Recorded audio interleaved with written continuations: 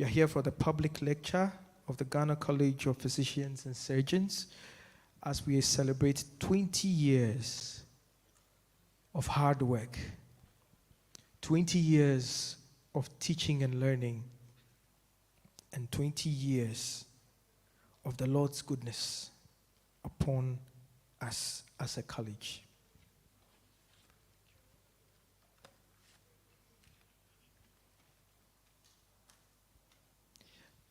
This morning, as I was preparing for this program, a psalm came to my mind. It said, "What shall I render unto the Lord for his manifold blessings upon us?"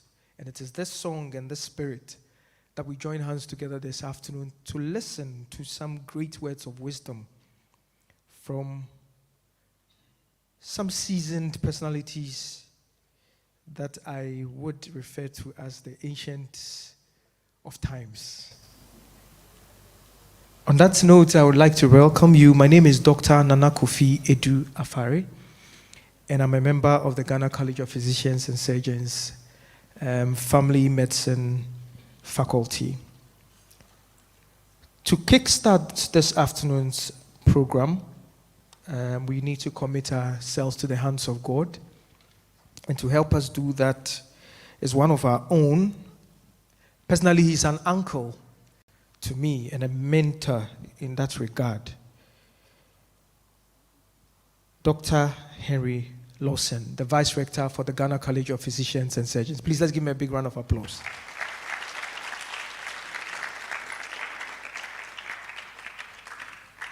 Let's keep clapping.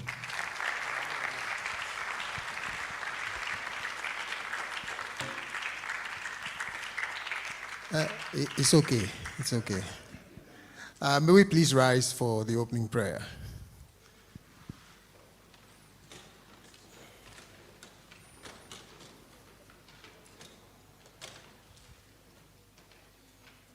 Shall we pray? Our Heavenly Father, we are grateful to you for this afternoon. Your word says it's unto you that the gathering of your people will be. And where two or more are gathered, you are there in their midst. We thank you, Father, that you are here with us. We commit this program into your hands. Pray that you lead us, guide us. The target audience, which is the public, will learn something from this lecture. And that we want to also thank you for how far you have brought the college, 20 years of postgraduate medical training. As we forge ahead, I pray that at this session, you will guide us, open our minds, open the future, grant us your guidance and your grace, innovations, so that as we ponder and discuss, the college will move for another 20 years in your glory. We commit everything into your hands. We pray that all will go well. We ask this in Jesus' name. Amen. Please be seated. Thank you.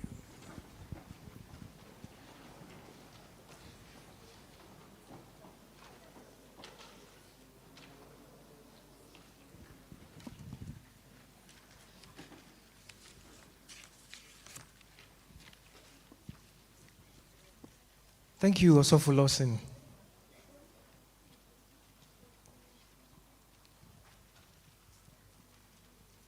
Though I have attempted to welcome us, there is a gentleman well-seasoned amongst us who would give us a proper welcome. He is the president of the Ghana College of Physicians and Surgeons and a member of the College Council, an astute academician by all standards, none other than our own Professor Samuel Deborah. Please let's give you a big round of applause.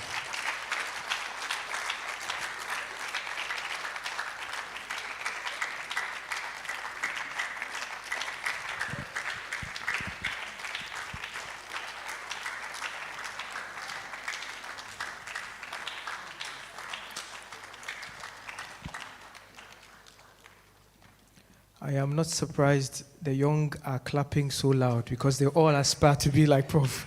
Prof, you're most welcome.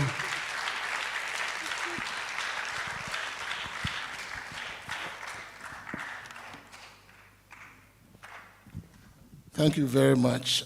I don't think I deserved all that was said.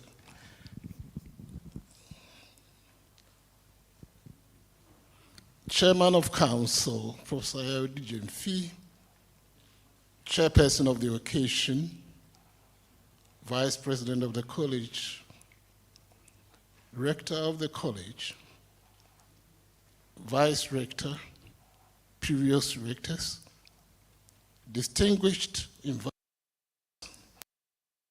fellows of the college, press corps, ladies and gentlemen. It is with extreme pleasure that I welcome you all to the second of our public lectures to commemorate the 20th anniversary of the founding of our esteemed college. I have looked forward to this event not only because of the chosen topic and its expected delivery, but also I intend to use the opportunity to thank the presenter publicly for his immense contribution to the success of Ghana College of Physicians and Surgeons. I've always said I went into medicine by divine intervention. For how else do you explain a child born in Tanoso, raised in Chira, and went to Sunyani Secondary School in the 60s, could ever make it through the mighty portals of University of Ghana Medical School? But if going into medicine was by divine intervention, choosing my career as a surgeon was teleguided by man, or rather in my case, by men. I must say there were two brilliant surgeons who inspired me during my undergraduate days. The first was a rather small man, but with imperials, with underlings, but erudite amongst his peers. He has sadly passed. May his soul rest in peace. And per contra, the second was a tall, charismatic, younger surgeon whose dazzling surgical skills held us spellbound as if it was poetry in motion. But their differences obscured one profound similarity. They both had a towering, relentless ambition and attention to detail. I said poetry in motion because our presenter is indeed a poet. He could easily have made his name in poetry as he has in surgery. Indeed, this man from Galosota in the Volta region can only be described as God's rare gift to mankind.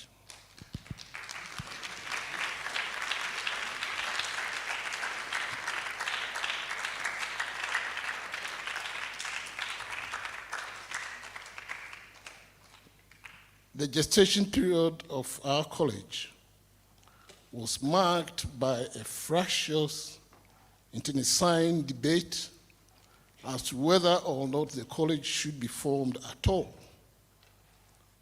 And I'm told he was the lead advocate against the naysayers, without which the college would have been stillborn.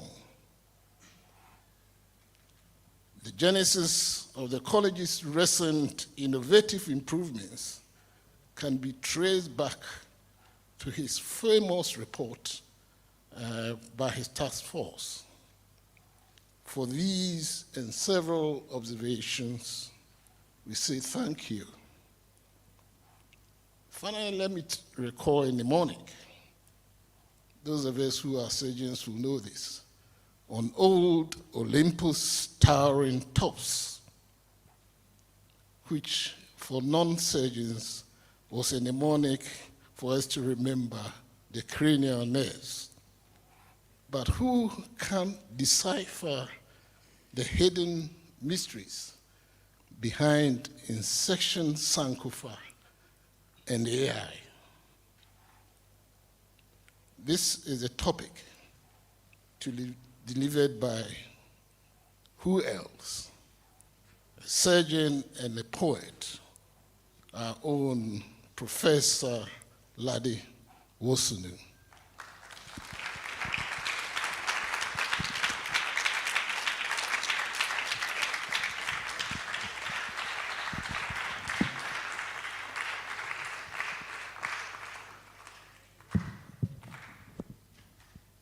I think that one was for me. A bigger one for Prof.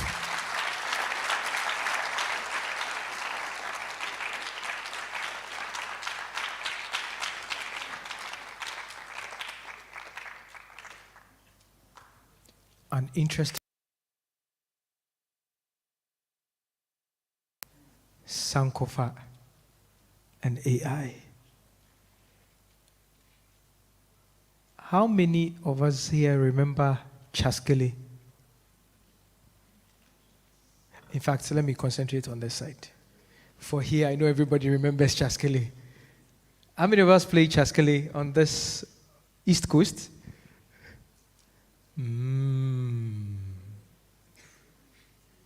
Interesting.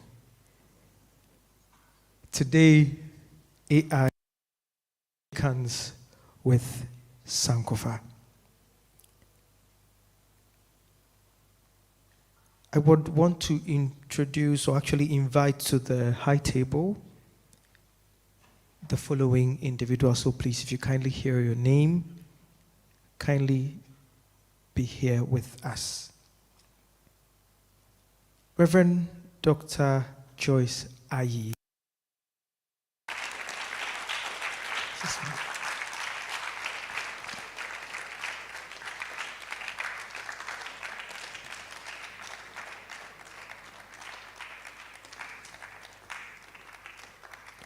Professor Yao Edu Jemfi.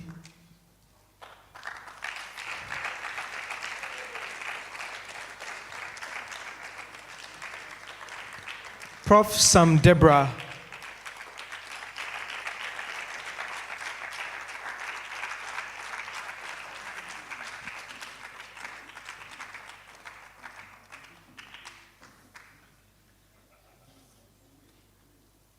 Professor Pius Abonoku.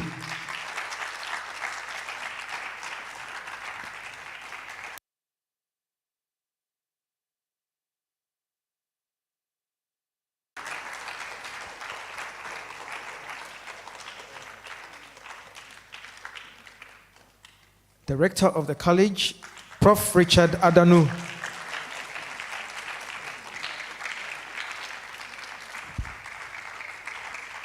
Is Prof around? Oh, okay.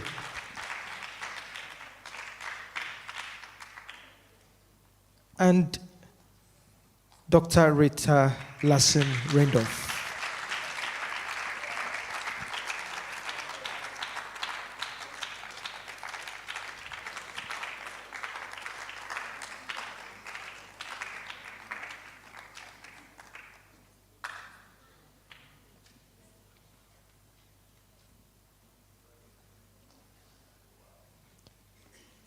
About a few years ago, I have a nephew.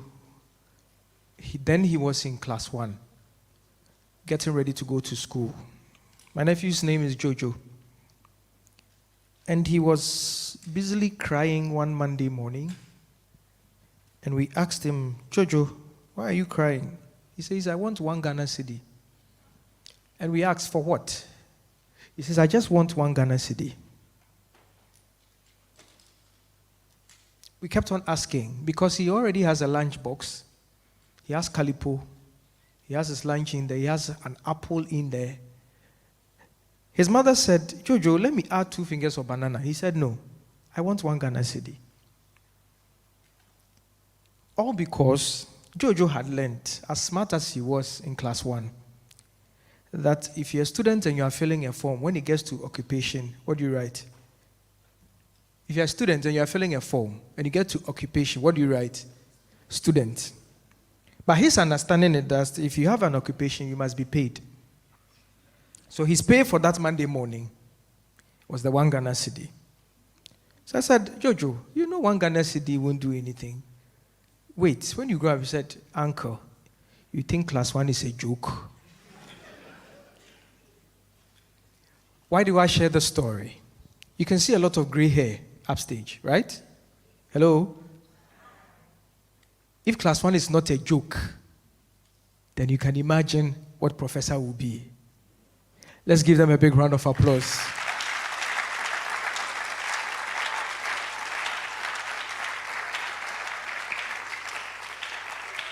This afternoon, we are celebrating greatness, we are celebrating hard work, and we are celebrating God's goodness upon us.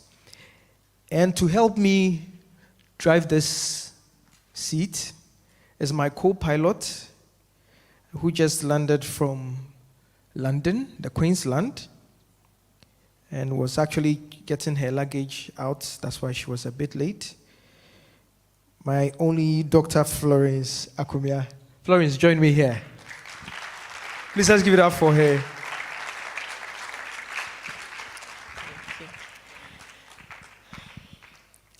Good afternoon to everybody here. A special good afternoon to our distinguished panelists. Today, we are having our second public lecture. And if you were here for the first public lecture, you know that you have to hold your breath because a lot is going to go down. And there's a lot of history, there's a lot of new information that we are going to get, especially given our speaker for the day. But before we have our speaker come in, I'll introduce the council chairman who would be here to give us the address. The council chairman is the person of Professor Yao Edujemfi. He wears many coats. You may know him as a minister, you may know him as an anesthesiologist. He is well read, he's also a writer. He also is the council chairman of the Ghana College of Physicians and Surgeons, and he's going to give us the opening address. Professor Yao Edujemfi.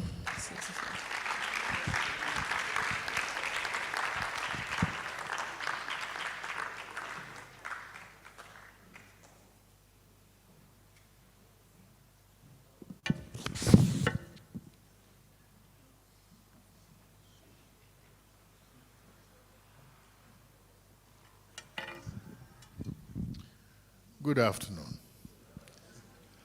I am most flattered to be described as a minister.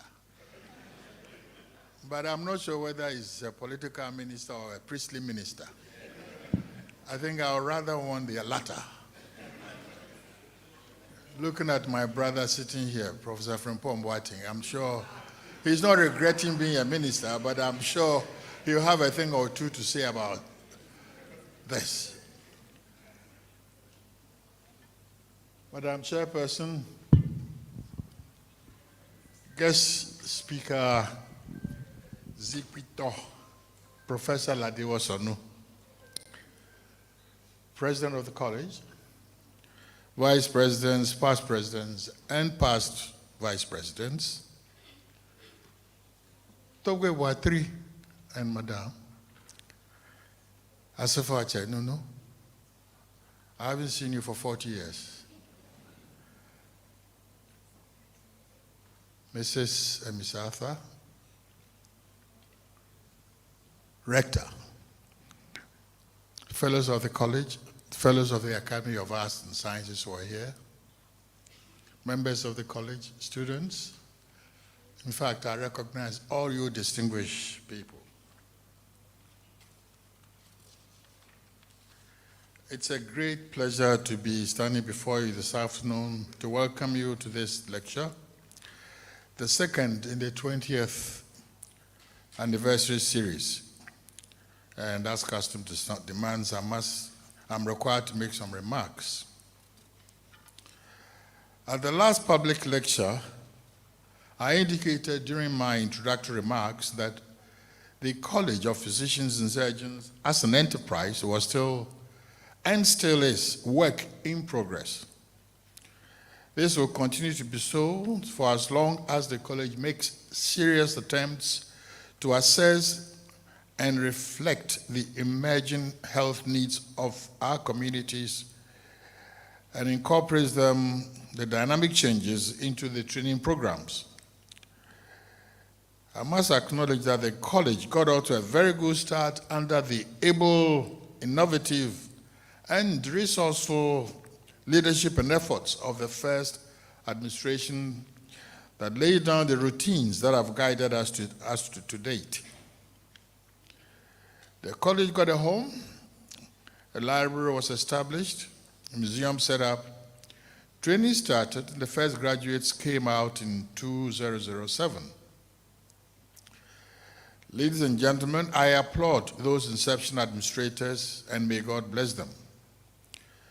They saw the need for change in the law to allow for appropriate and facilitated delivery on the vision and mission of the college. Hence, they canvassed for changes in the law, Act 633, which was superseded by Act 833, whose legislative instrument is yet to be completed to strengthen the operations of the college. The college is now at a juncture which demands that it must redouble its efforts in supporting the overambitious universal healthcare agenda, namely health for all by 2030, which calls for closer collaboration between the college, Ghana Health Service, and the Ministry of Health. I commend the Ghana Health Service for its support for the decentralization efforts by the college. The Ministry of Health has, however, been very slow to put in place the appropriate fiduciary arrangement to be backed by law to assure funding for training. Current fiscal arrangement to support the training is ad hoc at best. It makes it difficult to keep pace with the equitable, affordable, and accessible healthcare expansion efforts of government. Our communities also need the services for which the college is training human resource. The Ministry of Health must do all it can to assure fiscal stability for the college, possibly backed by law. The college is at the crossroads as it redoubles its efforts to achieve financial stability, decentralization, and acceleration of training without sacrificing quality. The council is making every feasible effort to support the academic board in its endeavors. But all stakeholders are welcome to contribute progressive ideas, especially in the area of quality assurance of the products of the college. On this note, ladies and gentlemen, enjoy the lecture to come. And once again,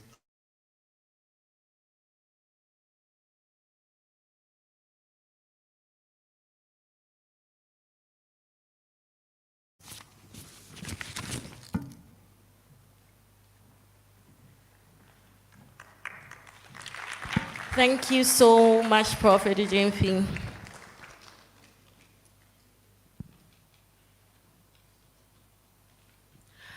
I don't know if you've been to Kumasi before, but once you get to Kumasi, you wouldn't want to leave. So if we have a guest coming all the way from Kumasi to join us today for this second public lecture, then you should know that a lot of sacrifice has been made and a lot of dedication to the college is at play. So to introduce the chairperson, we have Professor Pius Abenoku, who is the Vice President, Division of Surgeons of the College of Ghana College of Physicians and Surgeons, and a member of the College Council. Professor Abenoku.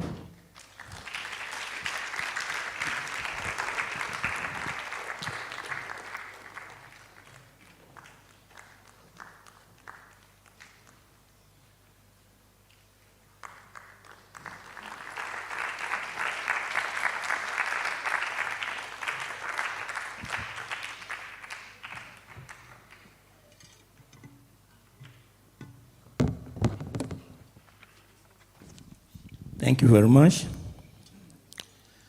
Again, I welcome all of you to this program. Our council chairman and our president, the Ghana College of Physicians and Surgeons, all other protocols duly observed. I am totally humbled to be asked to introduce the chairman for the second public lecture for our college's 20th anniversary. We are aware that our functions as one of these, our top level category in our country, implying that we need a certain type of dynamism in our programs of such nature. For today, our chairman is the founder and executive director of Salt and Light Ministries, a Ghanaian parachurch organization that motivates and encourages Christians to be the best that God has created them to be. A management and communication consultant, this person serves on the boards of several organizations, including Newmont Ghana Gold Limited, Newmont Golden Ridge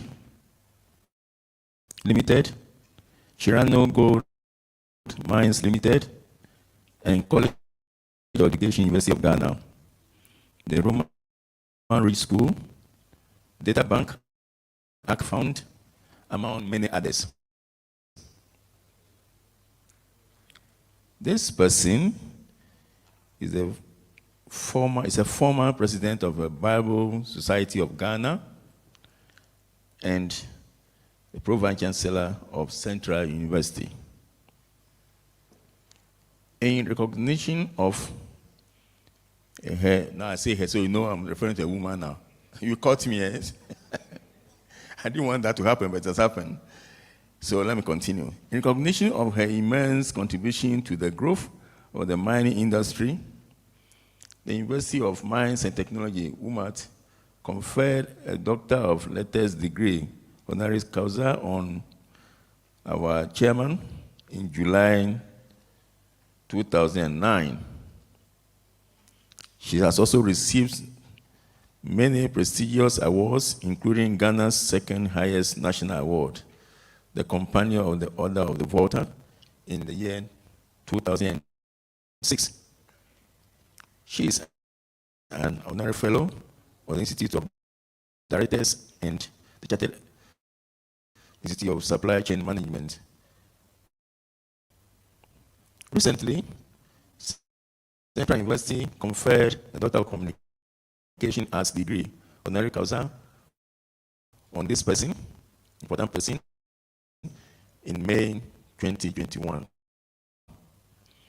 His Royal Majesty Otumfuo Osei II, Life Patron of the Millennium Excellence Foundation, conferred on her the Millennium Pride for Leadership and Contribution to National Development. How will you clap for that?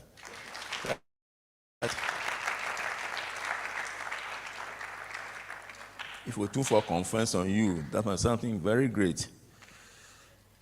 This was in recognition of her meritorious work in the areas of motivation and outstanding clergy policies in Ghana in July 2021.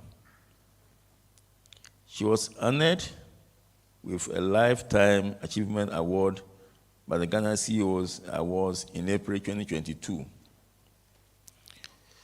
Ladies and gentlemen, our chairman was the former chief executive officer of the Ghana Chamber of Mines, where she served for 10 years. She's also the first woman to head an African Chamber of Mines, the very first woman. This person I'm referring to, and you will see her very soon, has dedicated well over 40 years service to the public and private sectors in our country, Ghana. Well done, madam.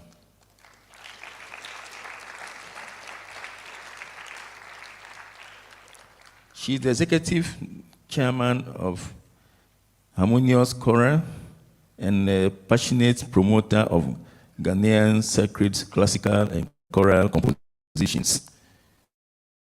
She is a member of the Bishop Chapter of the Full Gospel Businessmen's International Fellowship, and a preacher and a teacher of the Word of God. She's an Osophoden. Today's chairman has been associated with the college for a very long time. She has been on the college's endowment fund board for a very long time, and the college has raised a lot of money through her efforts. Last year at our annual AGSM dinner, she was the guest of honor. Professor President,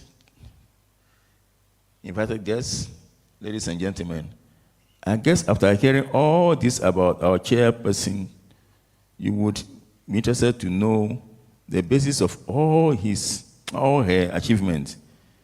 I'm very much interested to know how she managed to achieve all this. So I'll tell you a little bit of it, please. It is on record that Madame Joyce graduated from the Haggai Institute, an internationally known leadership training institute founded by the late Dr. Edmund Haggai. She was one of the very first students that had extensive accelerated program at the newly opened Haggai facility in Maui in the year 1989. Most of you were not born. Incidentally, there was a problem having in Haggai now, in that area, Maui now. There's fire going there. And we pray that the fire will stop. As soon as Madame comes to the stage, I'm sure God will hear us again, and the fire will not get the Haggai building at all. Amen. Could you follow international news, please? It's a serious thing in the U.S., that part. So 34 years ago, a few of us in this auditorium benefited from that. Madam holding me, but you will permit me to finish up. All right, I'll stand beside you. You stand by me. Good. At Haggai, Madam Joyce was taught all the complex issues of leadership. That is why she's a leader today. I'm sure without Haggai, you wouldn't have reached this far. I'm promoting Haggai, not in the sense that I was a student of Haggai also, but most people here are. And I recommend that those who can get a chance to go there, do go and learn how to lead from your very home, your school, your environment, your college, our nation.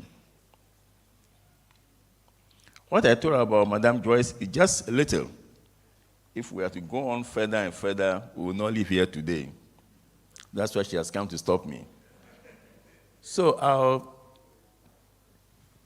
council chairman, president, ladies and gentlemen, may I humbly present to you the chairperson for today's public lecture, the second in the series, Reverend Dr. Joyce Rosalind Aye. Thank you so much.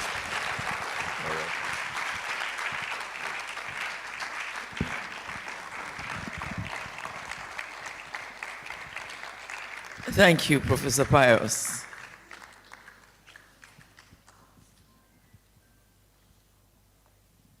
Good afternoon, everybody, especially those of you who are students. Good afternoon.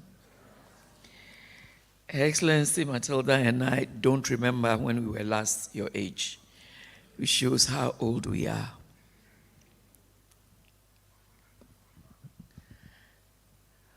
Professor, Council Chairman, and all the professors arrayed over there, please permit me, apart from mentioning Togbe and Mama and the speaker, to say, as the Nigerians say, all other protocols observed.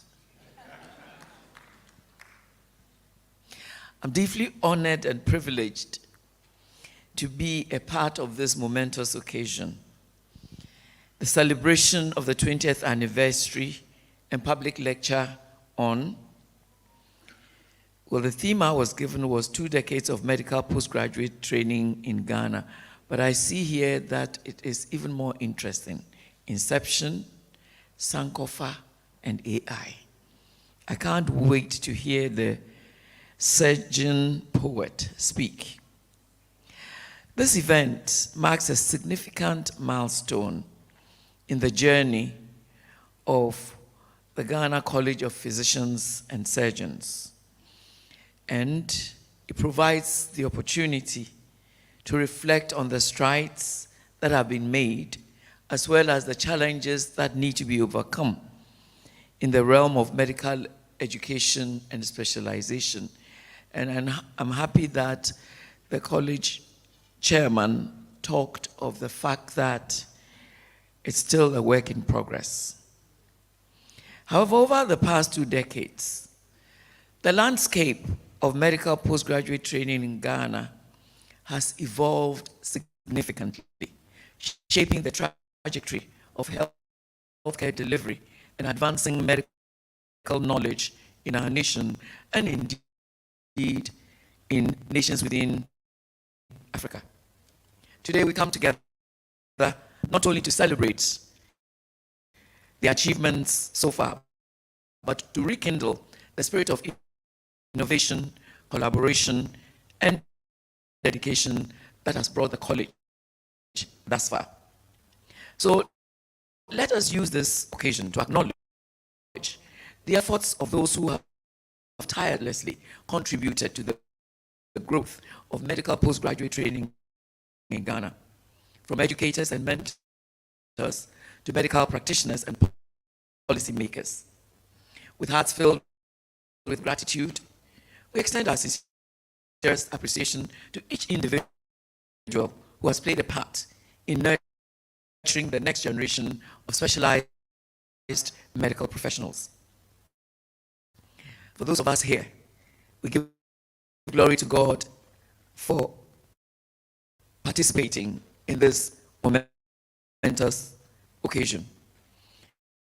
And so, let's all sit relax and embark on this journey of reflection, celebration, as well as exploration together.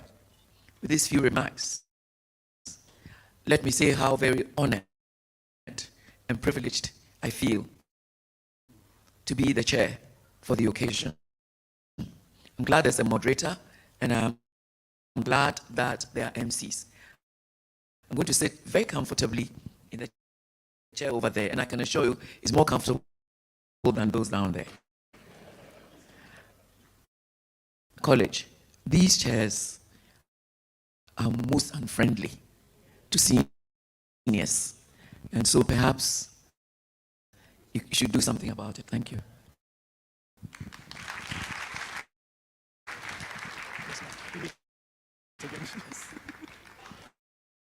Please let's give a big round of applause to our chairperson.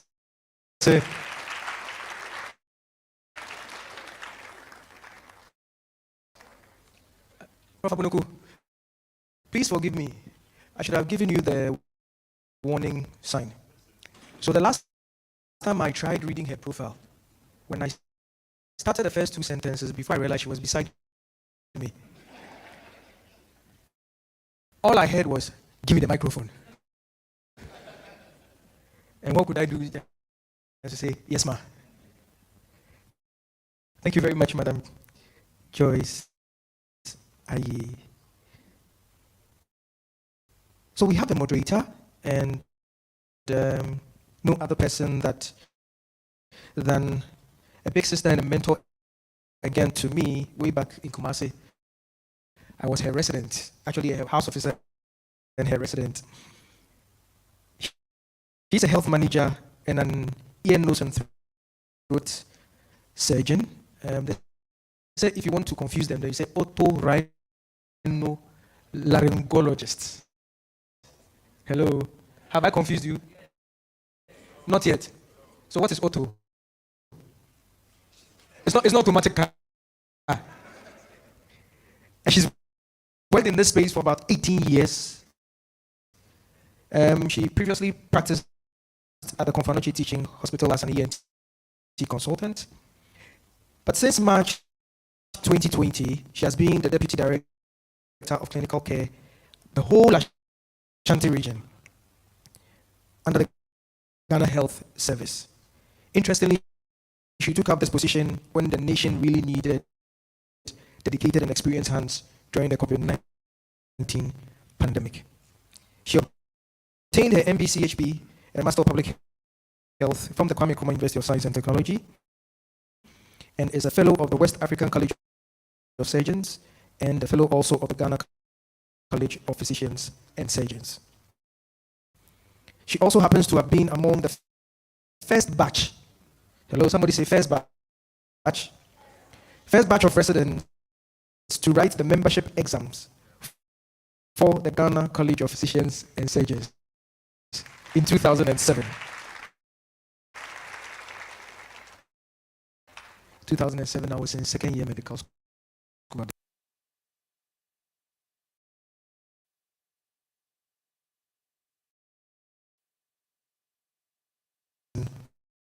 Ring off. I think we can do better than that. Thank you very much, Nana.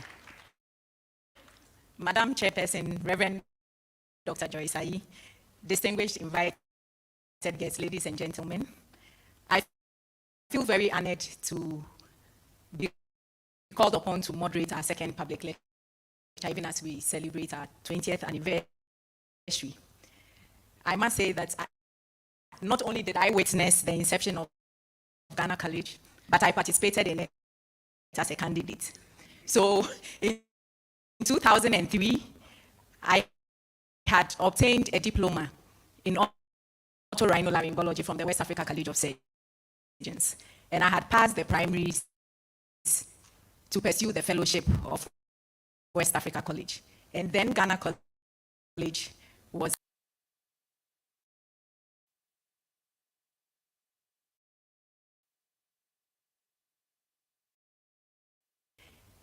but he managed to convince me with some statements. First of all, he said, you don't have to travel outside Ghana. Said, okay, then they should exempt me at least from the entrance exam. Then he said, oh, this one also has an exit exam called membership, because the West Africa at the time was all or none. So I had seen my seniors taking exam after exam and not exiting the college. And then finally, what got me, he said, look, this is our own, so let's make it work. And he managed to convince me. So on the 4th of March, 2004, I was among 13 doctors who were traveling from Kumasi to come to Korle Bu to write the entrance exam. And guess what? We were involved in an accident near Nkoko. Our bus tried to avoid a head-on collision and skidded off the road, landed on its side. But we were determined. So our chief executive at the time, Dr. Insiansari, brought another bus. And with the exception of 2 who had sustained fractures, the rest of us sat in the bus and came to Korle Bu to write the entrance exam. And it was not until the following day we started experiencing body aches all over. Otherwise, we had forgotten we were involved in an accident. And after that entrance exam, some people went their various ways, but some of us stayed. And in 2007, like Nana said, I was one of 8 people to take the maiden membership exam of the Ghana College of Physicians and Surgeons. And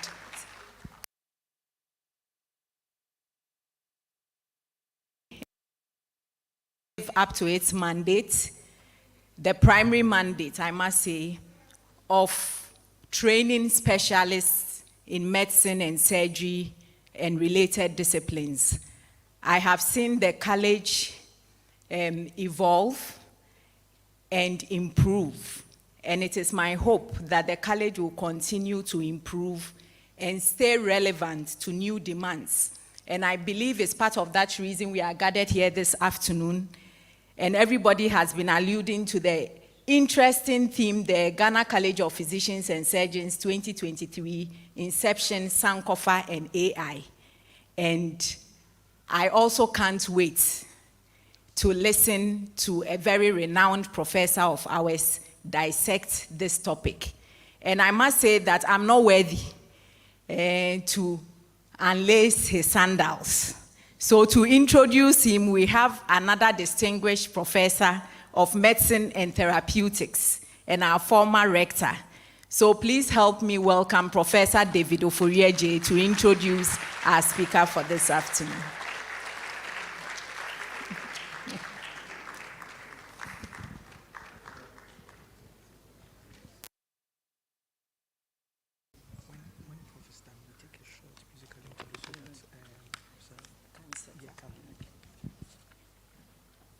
Oh, I thought the applause.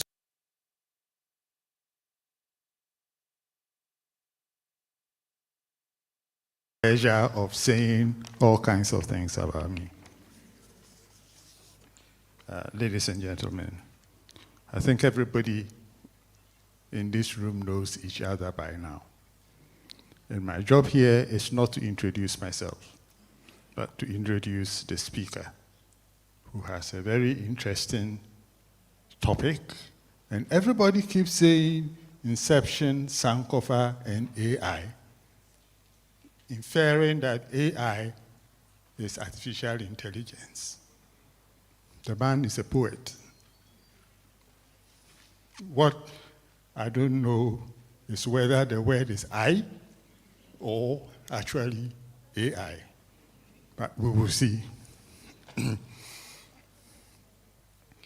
Our speaker this afternoon is a retired professor in surgery,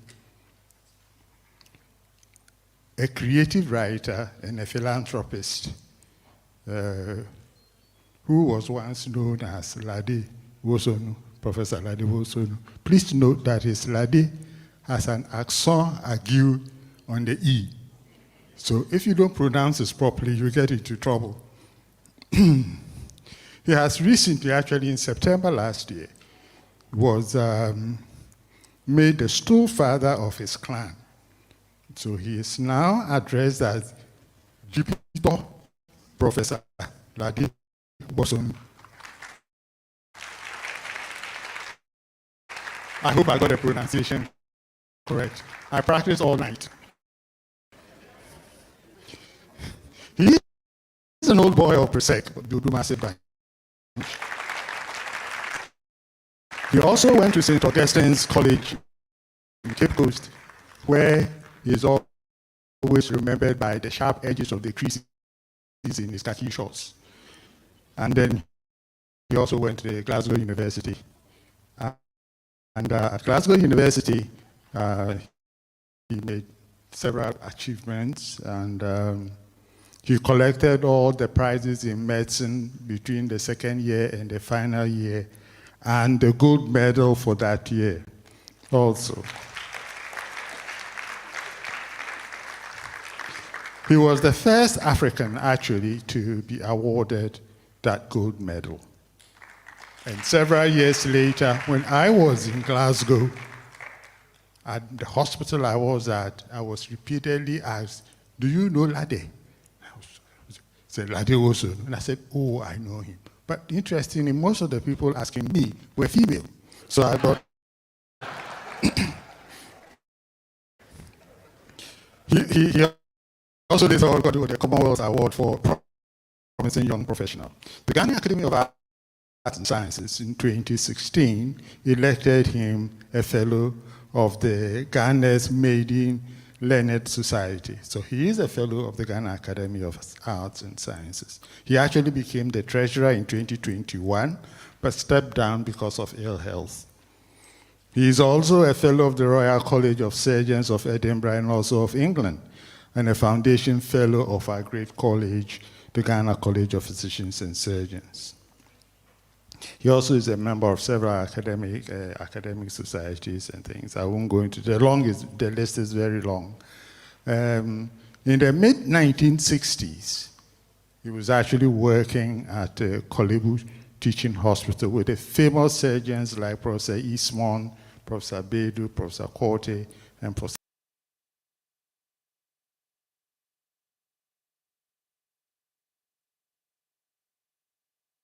surgery to fill that gap in the department.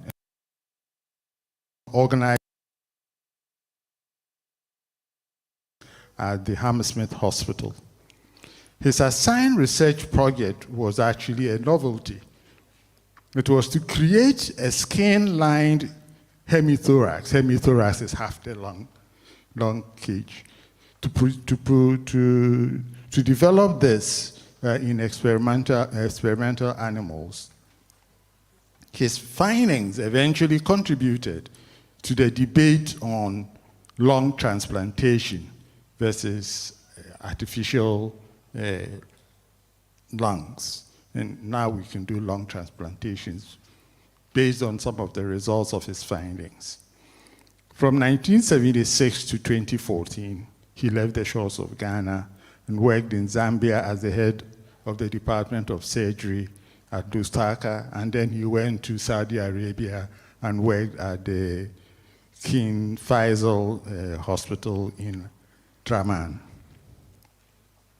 There, he was appointed the Dean of Quality Management, and the WHO recognized his expertise in that area and actually appointed him an external consultant to assist the Republic of Sierra Leone on two separate occasions. First, to develop the strategic plans for their new National College of Postgraduate Colleges of Health Specialists. And second appointment was to develop a 10-year plan for the council.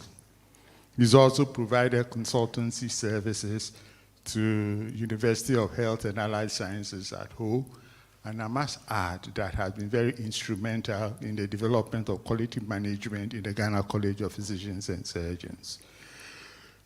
By chance, he's been at two wars, the Rhodesian War in Southern Africa and Desert Storm too. Under those circumstances, he developed and implemented triaging and inpatient care for mass casualties, something that is very useful in times of war. He has been recognized for his overall contribution to the health sciences. He's got over 90+ publications in peer-reviewed scientific journals that reflect his input in this area. He's also known as a creative writer in and beyond Ghana. His literary works include 3 collections of poems, 2 drama, and 4 non-fiction prose. It is a matter of record, and for him, a privilege, that his writing is not unknown to the West African Examination Council. His 3 examinable poems are Desert Rivers, The Master Brewer, which is my favorite, and Raider of the Treasure Trove. These are now examinable literature by the West African Examination Council. Above this, recently, 7 of his poems have been translated into 15 Ghanaian languages by the Bureau of Ghana Languages. Now, I have to be very careful here because I don't know whether this lecture will be in prose, will be a poem, or something else. For 7 years, he wrote on health and wellness issues as a columnist in Ghana's national newspapers, one of them. And being an impactful communicator, he uses simple, effective language and storytelling in his writings. His awards in this area include the Ghana Book Award in 1981, the Valco Literary Award, the National Recognition for Achievement in Poetry and Nonfiction Prose. And he was also elected the International Inspirational Poet in 2016. Now, I have to stop somewhere along the line because otherwise I'll end up giving a lecture on this man. But he's also chaired a couple of foundations. He has his own foundation, actually, the Wosonu Foundation. And then he also served on several boards.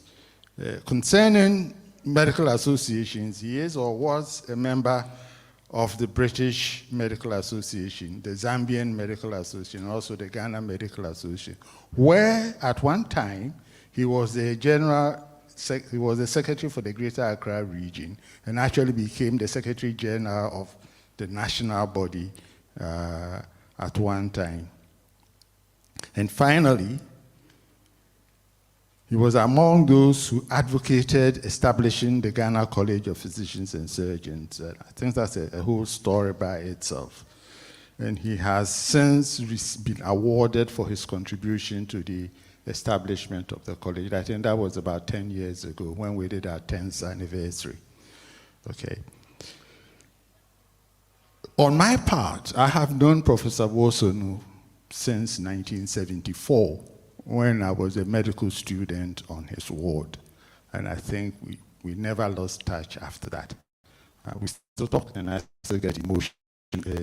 Early morning devotion messages from him. I don't know whether he's noticed something bad in me, he has to correct that. Yeah. So we have known each other for a very long time, and it is my pleasure, Madam Moderator, to present to you Jupiter, Professor Alade Wosonu. Jupiter, your audience.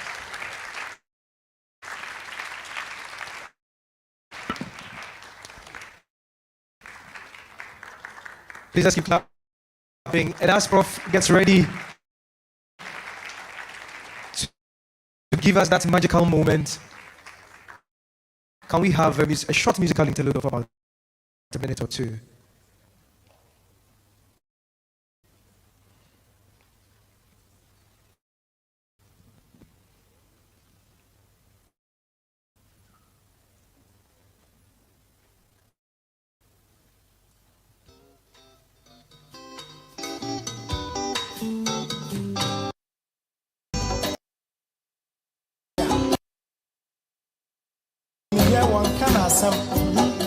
Say my foot to some kakre wa supreme.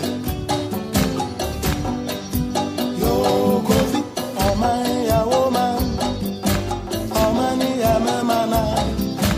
Yeni baby ako, wacha za ya wareni. Wonsom, wanini pa, esa di pa wofio ye. Yamo yembera ye, ebe ya.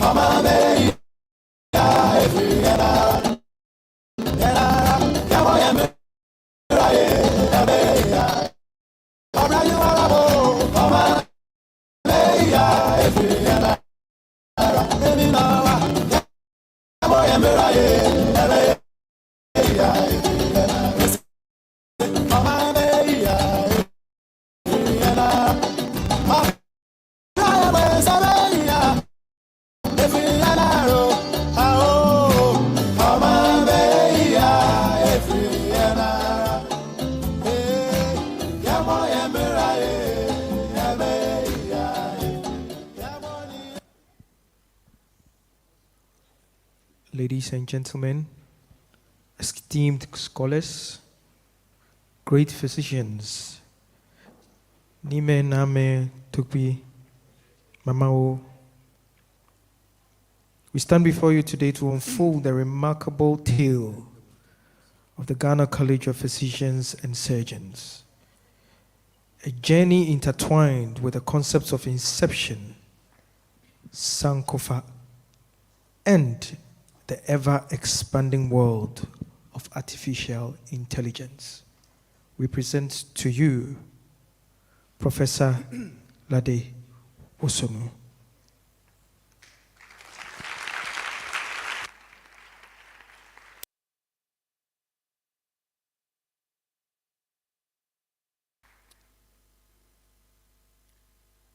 The title of this talk is, as you can see,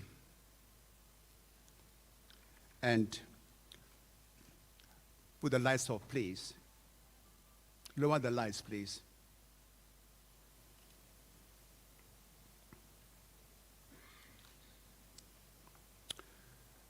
I begin with a disclaimer that all pictures are sourced from the internet, and other sources are hereby duly acknowledged. The presentation is not for commercial purposes. And I hope that the introduction will be here. Yes, it is here now. Chairperson, Dr. Joyce Ayi, the college chair and the administrators, the high table, Nime Kaname, Mamao, Tobio, and all here present. Now please allow me in humility and recognize your due titles, honor, and positions, and add that, of course, all protocol already presented are fully observed. Now, the content of this presentation is as follows. The timeline will be shown to you. A minute's silence will be requested. The chairperson may have I need to ask her, please, to help us in that area. Then comes a list of acknowledgements, and then the abbreviations used will be presented shortly, briefly. Then after that, I'll go on to milestone the first milestone actually, and then number 1 is the inception of the college. The day is specified. This is followed by an intermission. Now, after that, we have milestone 2, which is Sankofa. The third one is review the current strategic plan of the college.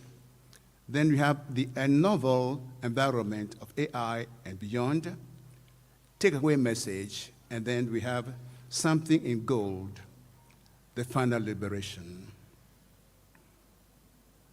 Thank you. Now then, disclaimer has come already, so let's move on. I'm going around in circles. So I'm sorry about that. This also come already. Okay, just a second. Here's the timeline. The content is structured as a timeline. You have 4 milestones and 2 players. 4 milestones and 2 players. The milestone number 1 is Inception. Number 2 is the Sankofa. Number 3 is review of the current plan of the college. And then you go to the novel environment of AI and beyond. The dates are specified there. 1992 to 1999. Sankofa is December 2013, but strangely enough, we had to go a little Sankofa in this year also. You'll see in a moment that had to go back to the planning committee and what they had to suggest for us to do. The review of the current strategic plan, the word is the review of it. Because a review time, you need to count and see and show what has been done, what remains to be done, and to plan accordingly. Beyond that, we go into the big zone of AI and beyond. Now then, the players are 2 teams. The first team is a blend of 2 entities. The word blend may seem to be something new in AI. It's been there for a long time, as you can see in a moment. This is the first entity. Our provider, the government of the Republic of Ghana, that is the first entity which formed a part of this first team. The second one is the college and its administration. These institutions therefore combined to form the first side of things. Now then, here is the other player. This time, it's a blend of individuals forming teams. The first was a blend of institutions, now a blend of individuals forming teams. The membership of this team was flexible depending on the environment, whether it's in Ghana or Saudi Arabia. These are the two nations or countries involved in where the teams came from. And here they are. In Ghana, the provider was a very important member of this team. She got things going. She had very influential administrators. The medics consisted of anesthetists, medicals, and surgeons. They are in that blend in the Ghana side. But look at the Saudi side. We have engineers, mathematicians. The organizer happened to be a surgeon, but he also had anesthetists, gynecologists, novelists, pediatricians, radiologists, and so on. What did they do? The Ghana group made recommendations to the Minister of Health at that time, but the Saudi group, they gave the information all the way to the Ghana Medical Association in Kumasi, 1997. 1997. Very well. Now, Sankofa serves a link between what has been and what is. The evidence will be shown shortly in the acknowledgements. Then awards were given in the 10th anniversary of 2013. That also will be referred to. And then I'll refer to an occasional lecture, 2014. That being so, I would like Madam Chairperson, please to take over. If you can observe a moment's silence for those who have taken a left flight. Madam, please.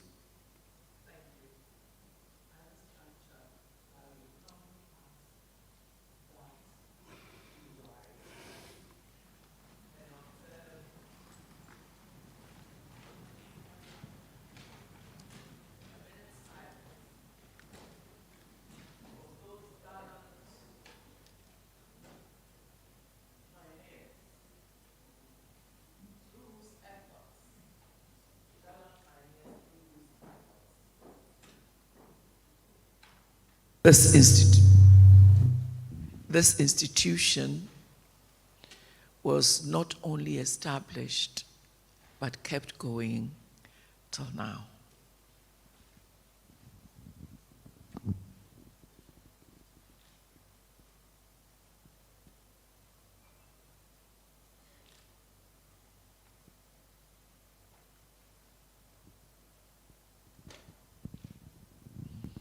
May the souls of those without whose help this college had come thus far rest in peace and rise in glory.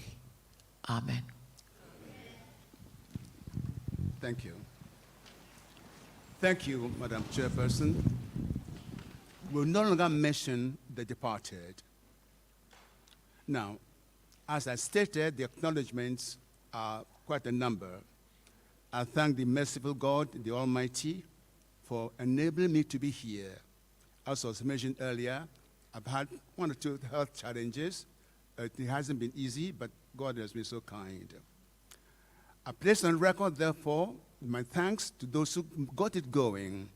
Paul Nyame, he served as the consultant for the group and the chairperson of those who selected the committee, the planning committee. Justina Kodai answer is there. The rector and Professor Jenfi.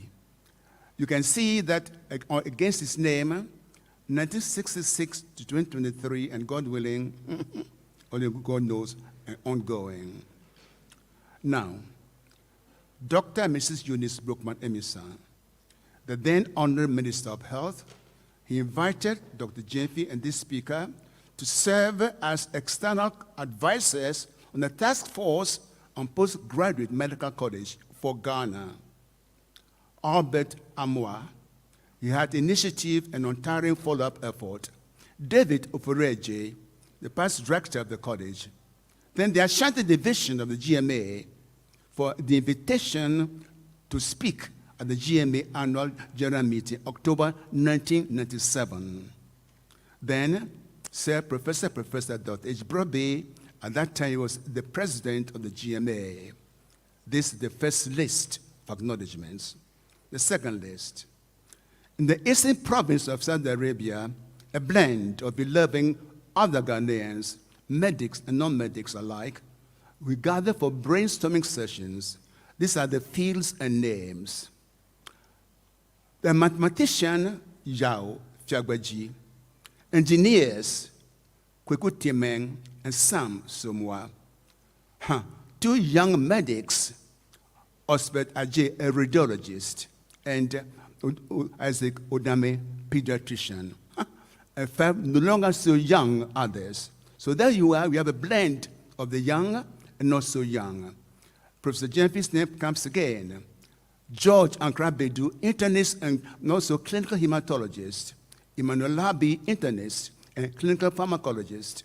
And of course, we also have orthopedics, Agamasu, actually a gynecologist and a novelist. Henry Holbrook-Smith, orthopedic surgeon and chief executive, Kodibu. Those are the group who formed that blend. Now, in the institution, the IEA, which published the occasional paper, I make mention of the executive director, Dr. George Apenten. Professor Jerome Jangba, he was the deputy executive director. He was a friend in PRESEC. Ruby, you are here to represent your husband. Ruby, could we see you, please? Let's clap for her. Her husband is not with us at the moment, but Ruby is here to say, thank you very much, Ruby, for coming. Now here's the third one, the last one. The shields and supporters of this speaker, Nime Kaname, Dogbepa Mamao. I have here, I can name you all by name. I've actually captured it on my computer, but if you don't mind, I will not read your names, but I acknowledge all of you. You can trust me. I'm so grateful for you to have come here. Clap for them for me, please. Your Excellencies, the directors, clergy, fellows of the Ghana Academy, you are all here to support. The media, GAO, Oswald J is here, and members of the advisory committee are also here. Publishers, they could say, and so on, are also here. Students, you are very welcome. The ones from Dabala were first to arrive, even though they were outside Accra. Congratulations, all of you. You are going to be engaged in what is happening. You have no escape, I can assure you. The family and staff, those who are departed, Reverend Dacon, my children and in-laws, the grandchildren, great-grandchildren, Mavis, my assistant secretary, and the virtual supporters, Ghana and abroad. I acknowledge all of you, and I say thank you very much indeed. Now, here is a true story. One day, the speaker was driving from a rector's office back to a teaching hospital. About a mile from this destination, his car stalled. It was high noon. He phoned Professor Jemfi. The following was the conversation. Now, students, I want you to help me here. I'll read what is in Akan, and you'll read the English version. Conform Mihiamwa. Read the English version. I can't hear you. Oh, hey. Near our supermarket, oh, and then I'm in the Meba. 10 minutes later, here was the continuation. Saka, we pay me send put on Nasan. Read that. Read it, please.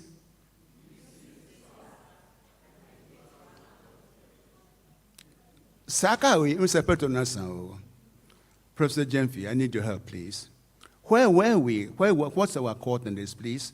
Where were we when I sent you that SOS that high noon? Give me a microphone, please.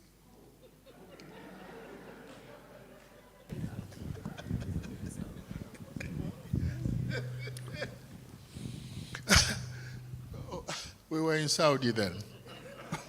And I ran the petrol in Saudi Arabia. I will tell you that at that time, a bottle of water was so expensive, it cost more than a gallon of petrol. So I was driving and I forgot to buy petrol. Thank you very much. All right.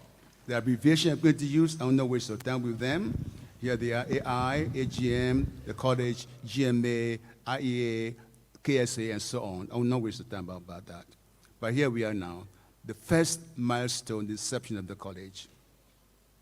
And this is very important.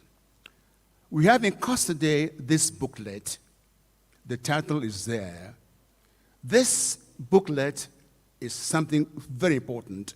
If you can lay hands on it, try and get it. It's entitled Decentralization of Postgraduate Medical Education in Ghana, the IEA, occasional paper number 23. Edu Jemfi and the author happen to be the authors of that content of that. And then this was what the copyright said. The publication of this work testifies that the IEA regards it as a competent treatment worthy of public consideration. Now, that is what was said about that book. Now, the director, Dr. Penton, wrote this. This is the nature of things. Once a process is begun, it acquires a mind of its own until a logical conclusion is reached and can be taken no further. The process can be the breaking up of empires, such as the Roman or the British Empire or the Soviet Union, or it can be an intangible, such as latching onto an idea and then discussing its many forms. Decentralization is an example. That of the medical school, postgraduate medical college, was in focus at that time. Now then, this occasional paper continues like this. This is what was mentioned by Dr. Penton. This speaker's contribution included, the courage is necessary, but whether it will be sufficient, only time will tell. The courage is necessary, whether it will be sufficient, only time will tell. That was 1997, this was said. It was recorded in 1999. And here was Professor Edu Jemfi. This process in Ghana is necessary and feasible. Please bear these two words in mind. Is it necessary? Is it doable? But both authors also exemplify the adage, you don't know a subject until you can express it in numbers. Would you believe it? When I asked information from the planning committee, over 50% of them asked for impact assessment. So it's important to have things expressed in numbers. This is what your committee is looking for. And this is what it said. I place on record the gratitude of the IEA to the Danish government through the embassy in Accra and Danida, whose generous assistance made this publication possible.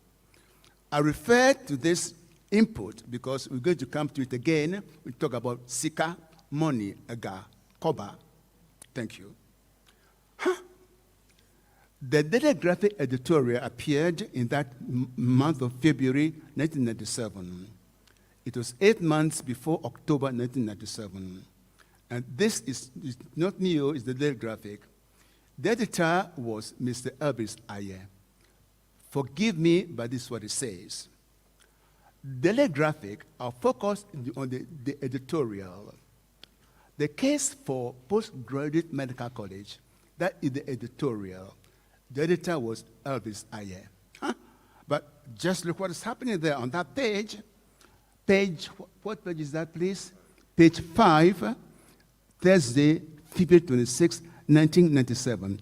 How to remove inflation. I didn't put it there. This is what history is telling us. Remember that. You're extremely quiet. I'm surprised, but there it is. This is history, it's inception. We are talking about things at the beginning. Now, we are continuing then with this sort of thing.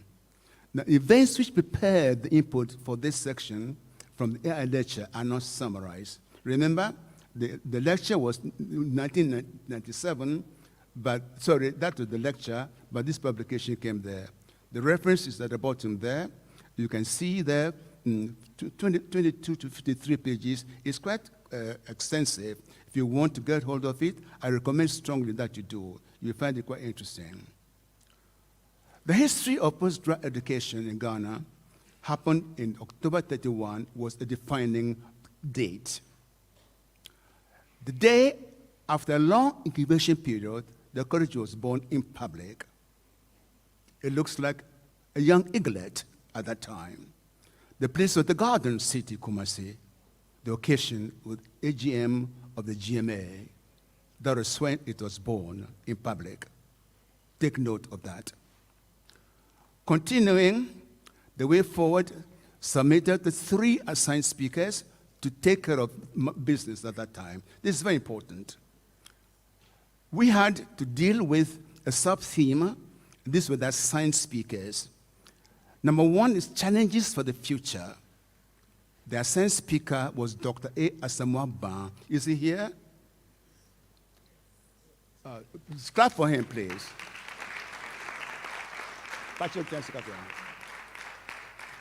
Thank you very much indeed. Now, number 2, the official view of the GMA, Dr.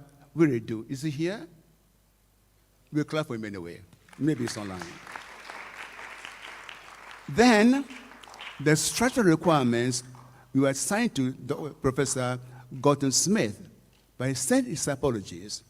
And at very short notice, this speaker was asked to take over that topic, including his own issues involved. That is how that was addressed in Kumasi that far back. Thank you. Now, we go on there. A revisit of 6 issues raised in 1997 because they may be relevant for today. Here they are. The range of specializations. The chairperson made a mention about that. The funding by subvention.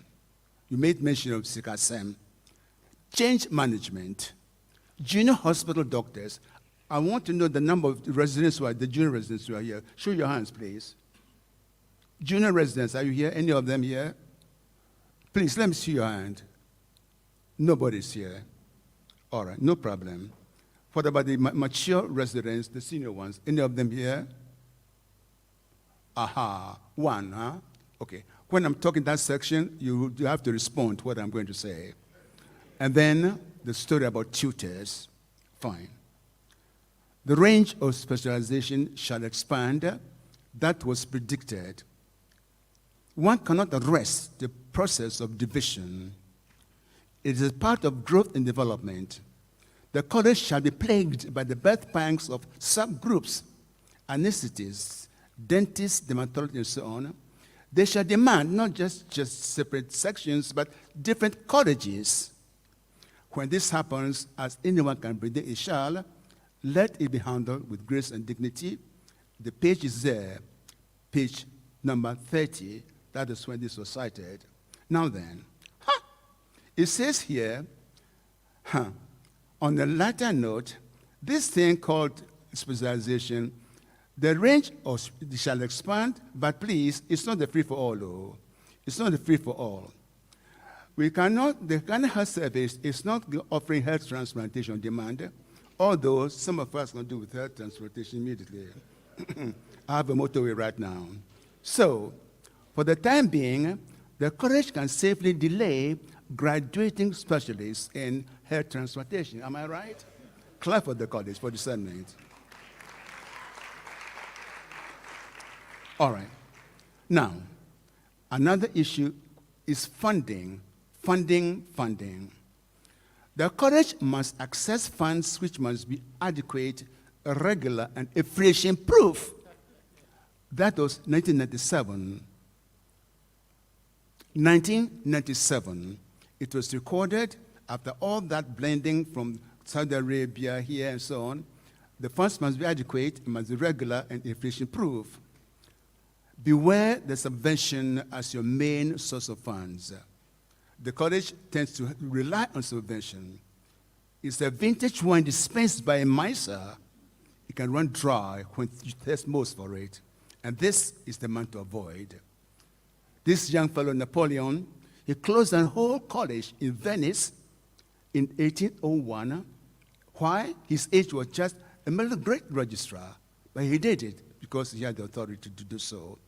Subvention is, don't rely on subvention.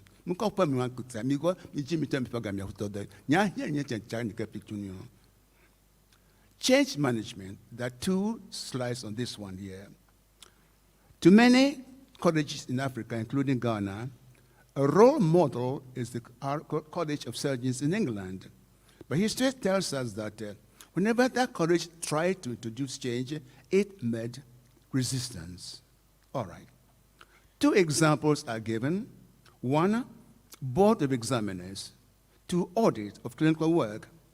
The year was 1847. The intended change was to add examiners from provinces, Liverpool, Newcastle, Manchester, and so on. The London-based examiners resisted. Now, why would they do that? Read for yourselves. Sikasem. The Court of Examiners was lucrative at the appointment at that time, so they didn't want anybody else to join them. That was in Britain at that time. All right. Now, the other issue is the change management. Here we are. The second example is that one, quality management. The college was encouraging audit in clinical management, but they didn't want to do that, even though it was so many years after this young woman, Florence Nightingale, introduced it, but it still was not being done. So it can be difficult to manage change. Now, the other one is junior hospital doctors. And it's a shame they are not here, but maybe they are there online. On the international scene, junior hospital doctors have changed. They now refuse to work long hours for low pay. They reject poor housing conditions. They demand appropriate compensation for the overtime, and they refuse to fight battles which aren't rightly theirs. That was observed that far ago. Fine. Now then, they have together lobbies, reps in official places, sign places for power in EU and UK and so on. And then, this is the third part about them. Therefore, from the planning stage, let us remember that. From the planning stage, we said that let's involve them, give them seats at your high tables, sup with them, assign them responsibility, and treat them with dignity. They reciprocate in the manner shown there. That was that far back at the planning stage of the college. These ideas were brought for you to bear in mind. Now, the senior guy, could you come forward, please? I need you. The senior resident, is she around? Okay. We are aware that, you know that you have acquired responsibility.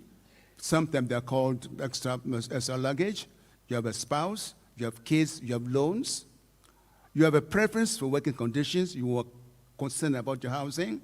You need adequate take-home pay, and you don't want too many night calls. You'll be justified if you demand that you finish your training quickly. We are aware of that. That far back. And we also know that you require refresher courses. We demand that, okay, you have a say in your, at that time, it was called syllabus. Now it's called curriculum. All right. So we are on your side. There you are, the second. So when they, regional hospitals, the understandable, they don't want to go there. Once upon a time, concerning London, we read, students were suspicious about receiving part of the education outside the teaching hospital and away from the epicenter of their social and domestic life. This is what you know about them. So we are on your side. Now what about tutors? They are unavailable when needed most by the residents. That was the complaint observed at that time. The audience participation, please. This time I want the senior ones.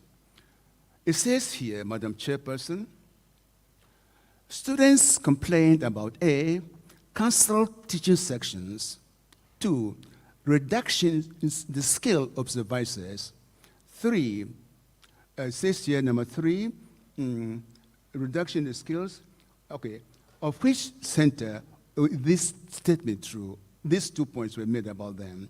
Is the King's College in London? It's written alphabetically, by the way. Cultivate Teaching Hospital in Accra, Rich Hospital in Accra, or Western Infirmary in Glasgow. Your choice. Single best, please. Ufureji. All right. The senior student, please. Where is he? Hello? What's your name, please? He has gone away. Okay. Could somebody help them? All right. So these are the 4 hospitals. The students are complaining that they're never around when you want them, and their skills are not so. What do you suggest?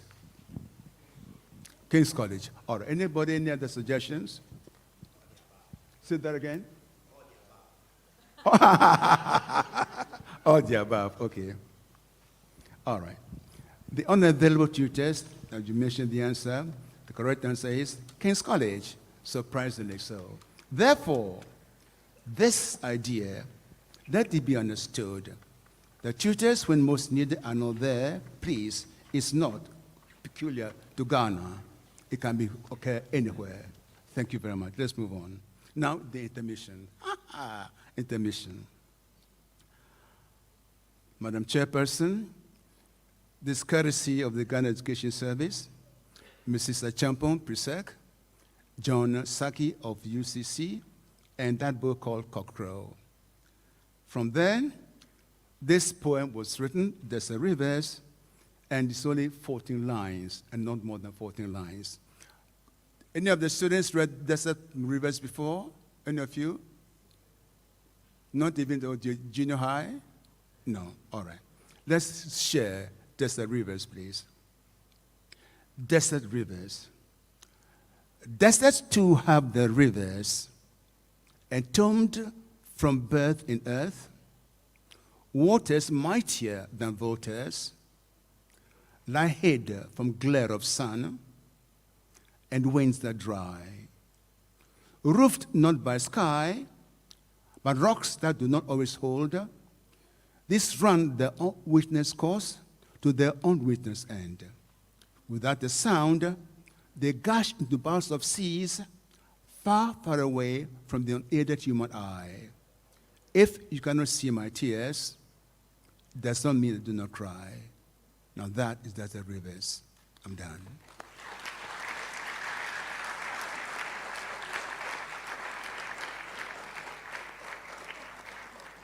I know that many people are here from many places. My fellow people on boards are here. The one from Aluex is here. I know you are there. Many others are here, but we'll record you shortly. Now we go to the second part, Sankofa. Now this is Sankofa. Now, Sankofa.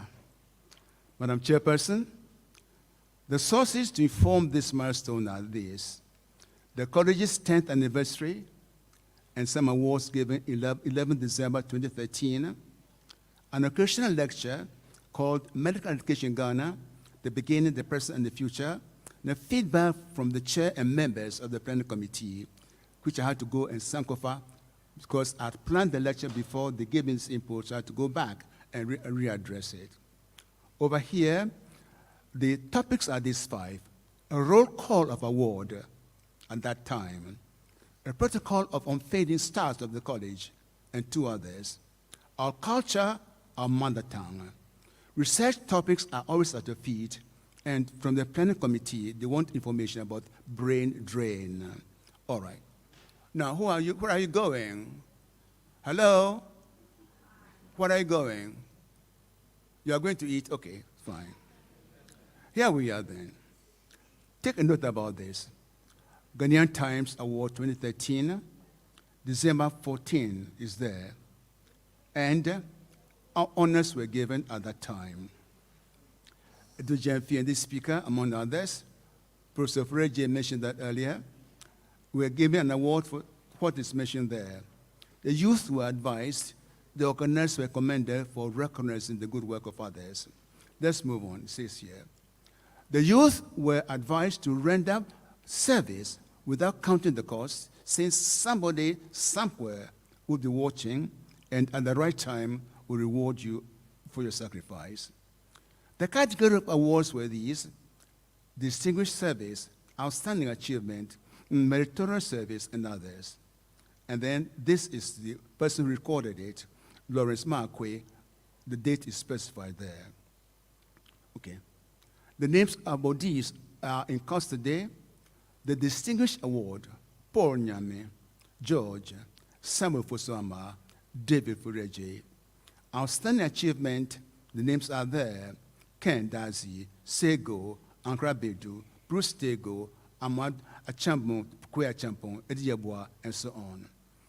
Meritorious Award, Gladys, Ebenezer, Anthony, Depumeyer, and then Albert Akpalu. And then, of course, the others are there. So all this on record for anyone who wants to visit them, it is there. We are mentioning them now in Sankofa. Now, the occasional lecture was this one. 2014, that was the topic, the present and the future. From there, we gathered this information. It's actually 4.03 points. The protocol of unfading stars of the college, the founding dean of the medical school, an award given for the person of excellence who is a Ghanaian, the attribute of some of the first cohort of graduates. And here we go. The protocol of the 5 unfading stars of the college: Jacob Plangerul, Nkrumah Mills, Sam Deborah, Audrey Forson. 5 unfading stars: Ufusuama, Paul Nyame, the director of Ghana Health Service, the Director General of the Defense and Burma Camp, and also Dr. Tego. Now then, from the Ghana Medical Association, the founding administrator, an instructor, and more, the roll call, only 2 names are given. Such as Professor Eastman, the founding dean of the pod. Clap for him, please.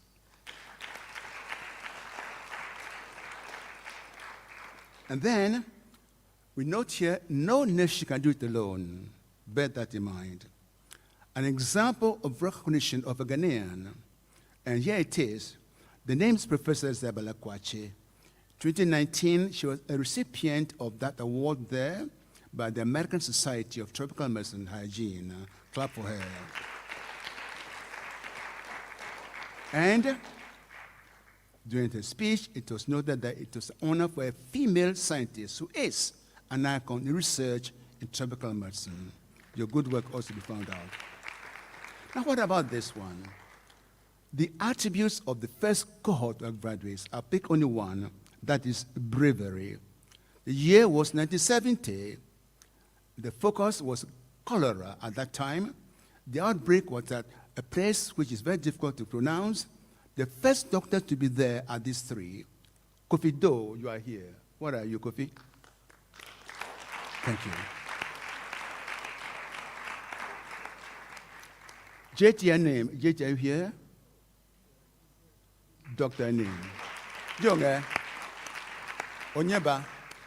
Okay. And the last one, Yaudu Jempi.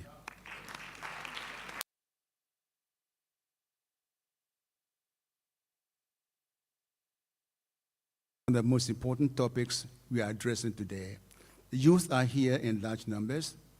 We're talking about our culture, our mother tongue. The source happened to be the JB Memorial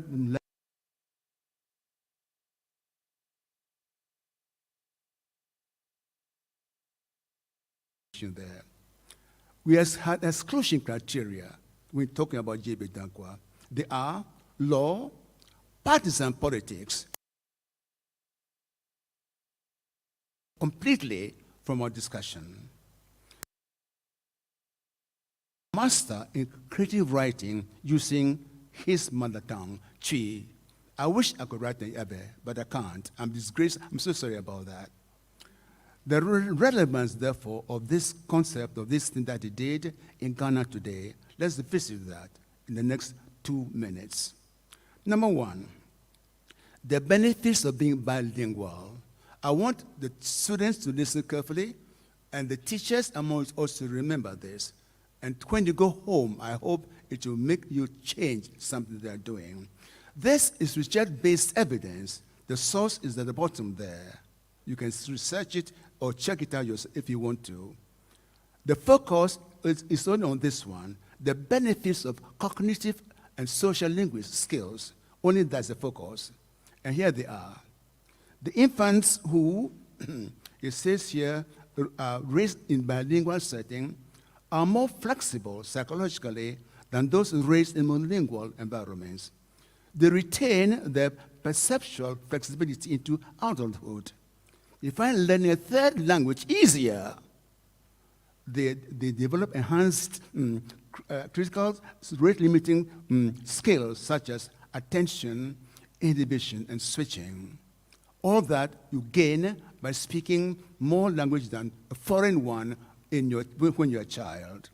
It goes on to say, now those who are leading the charge here, the Ghana Culture Forum, they're promoting Ghanaian identity through our cultural diversity, and this is what they're asking for.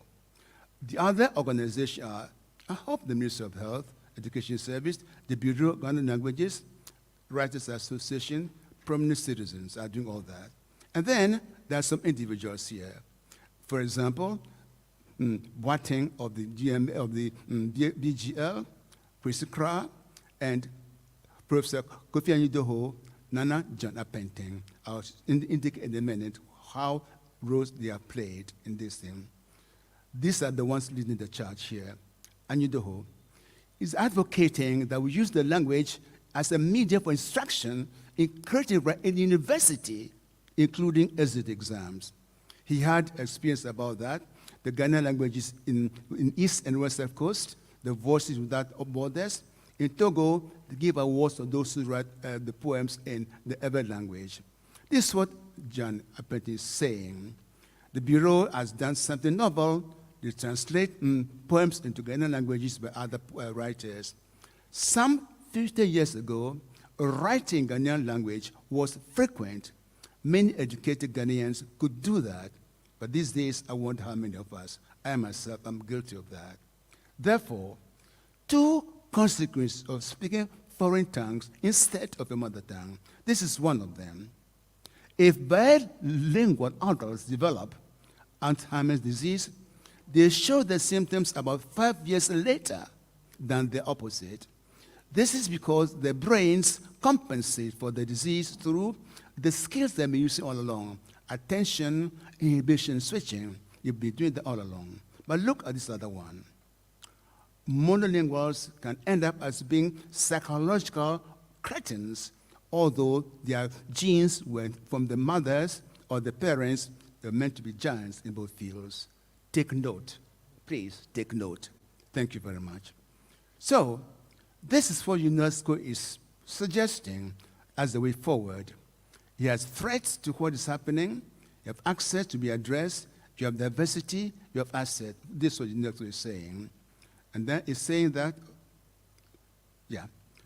It said, due to globalization, they are under threat, the language, to disappear altogether. The access, so many of them lack access to the language. Diversity, it says when the language fade, so does the world's rich cultural diversity to just vanish. When it happens to you, it's an asset, therefore it must be valued. The reference is at the bottom there for you to bear in mind. If you want it, it's there. Now then, research topics. Research topics. I know that you often cry that we need something to rest about. We have two teams involved here. One, a surgical team. And two, a new medicine, called Sofa Tool. As you can see, there's handwriting at the bottom there, and this came from a statistician. 1971, he was a statistician in the team of that side. His team B, here they are, a bride-to-be and her family. A bride-to-be and her family. And then this traditional medicine, what links them? A raging fire. Now, what happens to these players? These players, how do they interact? Let's find out. First, there was an informed consent was obtained. Doctor, thank you for looking after my wife, but we want to take her home for traditional medicine. Sir, no objection, but she's still on every fluid, sir. Very well, I'll bring the medicine to you then. Doctor, carry on. Sir, we have just received a new Western medicine, Suffertool. May we treat one leg with the medicine and the other with Suffertool? Doctor, oh, correct, carry on. So it happened that we were gifted a topic, a clinical trial, plus a bonus. The patient became her own control. By a toss of a coin, the right leg was assigned to the traditional medicine.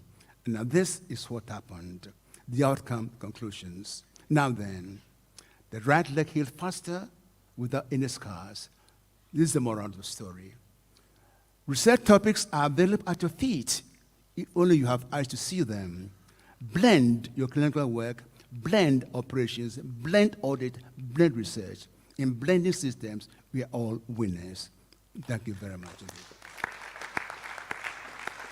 Now, brain drain was an adequate Sankofa. I asked the planning committee, what do you want me to talk about? I assume that you have topics already, or is there anything particular you want to hear from me?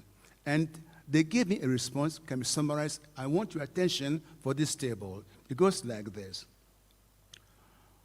On the right-hand column, so on the left side, these are what they wanted to do. Opportunities outside Ghana, research and innovation. That is the brain drain is mentioned. The way forward and impact assessment. 14 of the 27, Mr. Rector, asked for impact assessment. This is what it was. The way some have been dealt with already, now focus on brain drain. Watch. Enter a mathematician. Brain drain was the input from a mathematician called Professor Yalvi Fiagbaji, a Ghanaian in Saudi at that time, 1997. Here was his exercise. Develop a model for the status of residency training in Ghana, underlined. The purpose, empower the planners to predict the rate of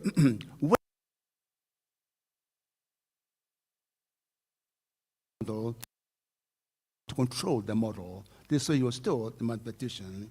He said, with disdain in his voice, what makes you think that residents in Ghana behave differently from those elsewhere? They're all the same. They're all human. They all behave the same. That's what he said. Material. This is the formula he used. The number of faculty, the salary of them, and then time 1 is added there. You have not seen anything yet. Then,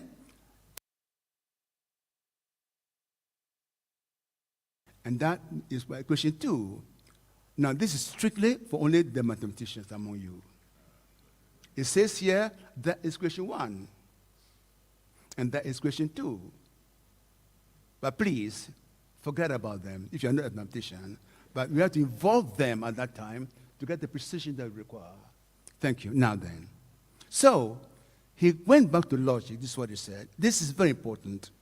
If the number of persons remain in the system at any time can be predicted by the way the residents see happening around them, to them, and to their colleagues, and especially, above all, to their faculty, because everyone needs a model. Therefore, if the salary at role model of year 2 is no better than that of year 1, the year before, on the contrary, each year it gets less and less, by 33% in terms of purchasing power. Inflation, anyone can predict the most likely trend shall be lower than that one. This is mathematics talking. And then he says, here's the conclusion. He says here, the power to assign a number, i.e. the power to determine the magnitude of the decline, is the only thing added by solving the equation. After the trend, it is logical. It is common sense. QD, thank you. I'll take a break. Water, please. Clap for Claude, not for me.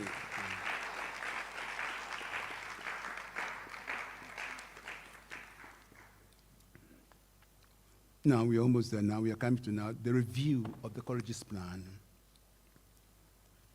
The focus is the college strategic plan, the time specified there. That's the source here.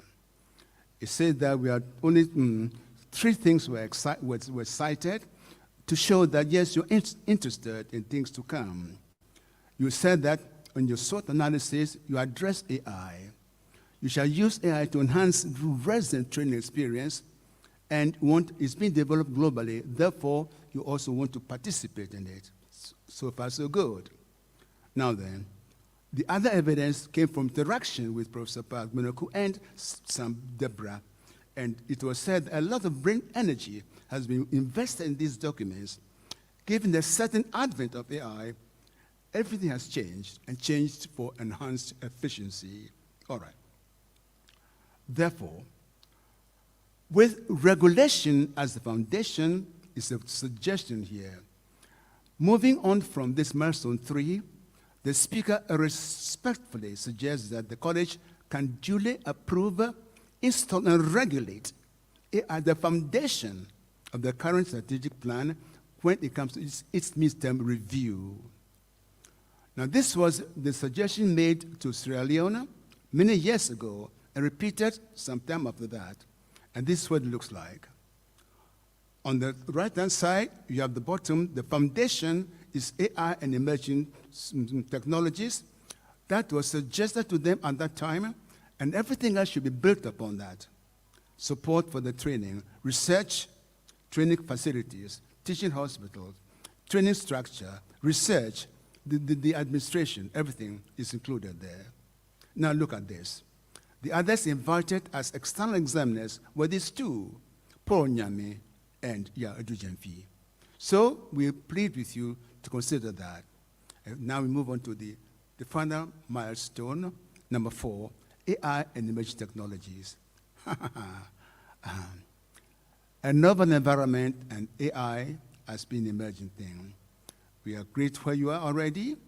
What is the position of a provider, the government? Here's the good news. The provider is even prepared and pre-armed. Is that a promising alignment of the spheres? Maybe. The sources are the Ghana Academy of Arts and Sciences, public lecture, June of this year. And this is the thing that happened. The details are there on our website. The focus is here on this particular subtitle, Ethics and Regulation of AI in Education. That's the full title. The speaker, Professor Adekoya, Department Sunyani. So the source is well cited. Want information, you can get it in. What did he say? At the end of everything, he came to conclusions in what is called what is on the ground. Here's the first one. Ghana has been part of the ethical policy framework for AI in the global south.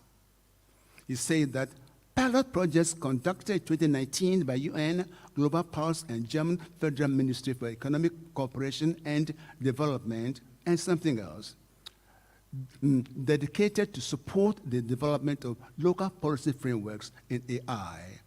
All right. It continues to say that, the second one here. The private sector-led initiatives that focus on the development of AI skills at the local level are encouraged by the government. The context is given there. And here's the detail. Ghana is the home of the Google first AI lab in Africa. Activities in Kambi Group included the training, the policy initiative. You are developing a national AI strategy up to 2033. Startup are focusing on something else. Therefore, it's all happening. and he had a call for action. Here come the players again. The provider is leading the way. Now, the college has shown that it shall not allow history to repeat itself. The gray shall neither fray, and most certainly not slay the green. All stakeholders shall blend into functional units to embrace AI and its effective regulation. When you do that, these then are the takeaway messages. I'm almost done. From Inception, Sankofa Review, we affirm the following. It is the nature of things. Once a process is begun, it has a mind of its own. Medical schools in Ghana, which produce the enrollment for the college, are world class. And the Culture Forum is asking that promote our identity through the cultural diversity. Multilingualism has evidence-based benefits. Brain drain is the logical impact of economic headwinds. It is universal. And then this is the last one here. It says, repeating yesterday's mistake is feasible, but it's not necessary. Make AI and risk regulation the foundation of the review of your plan for the next 5 years. You're ready to go. The provider is even more ready for you.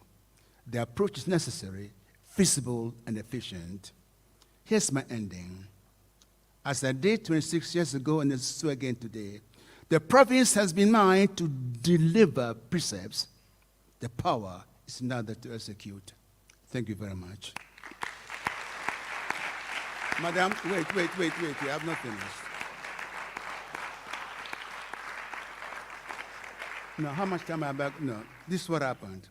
I've done this, I gave you the intermission. I've done that, and I have to show this now. Now, fasten your seatbelts. Let's go for a ride. The disclaimer is the same. The sources are from the internet. Everything is acknowledged. The final liberation. I shoot the rapids of life. This is what rapids look like.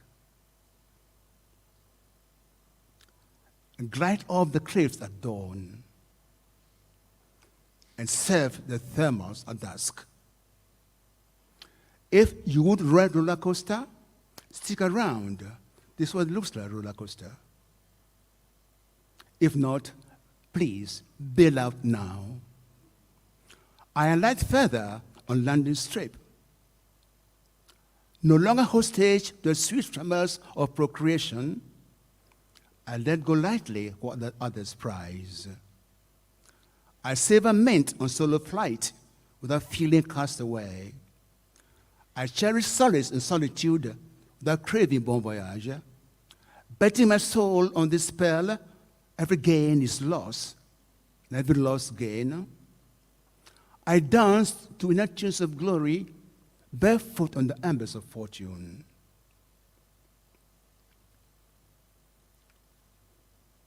No longer scared of terminal darkness, I see the Father of final light.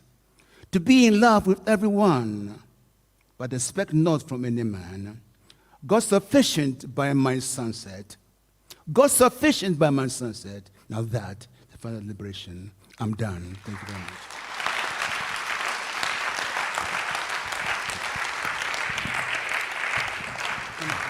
I think we can do better than that.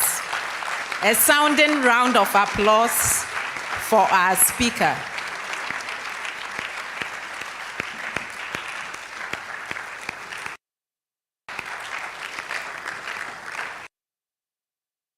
Yes, thank you very much.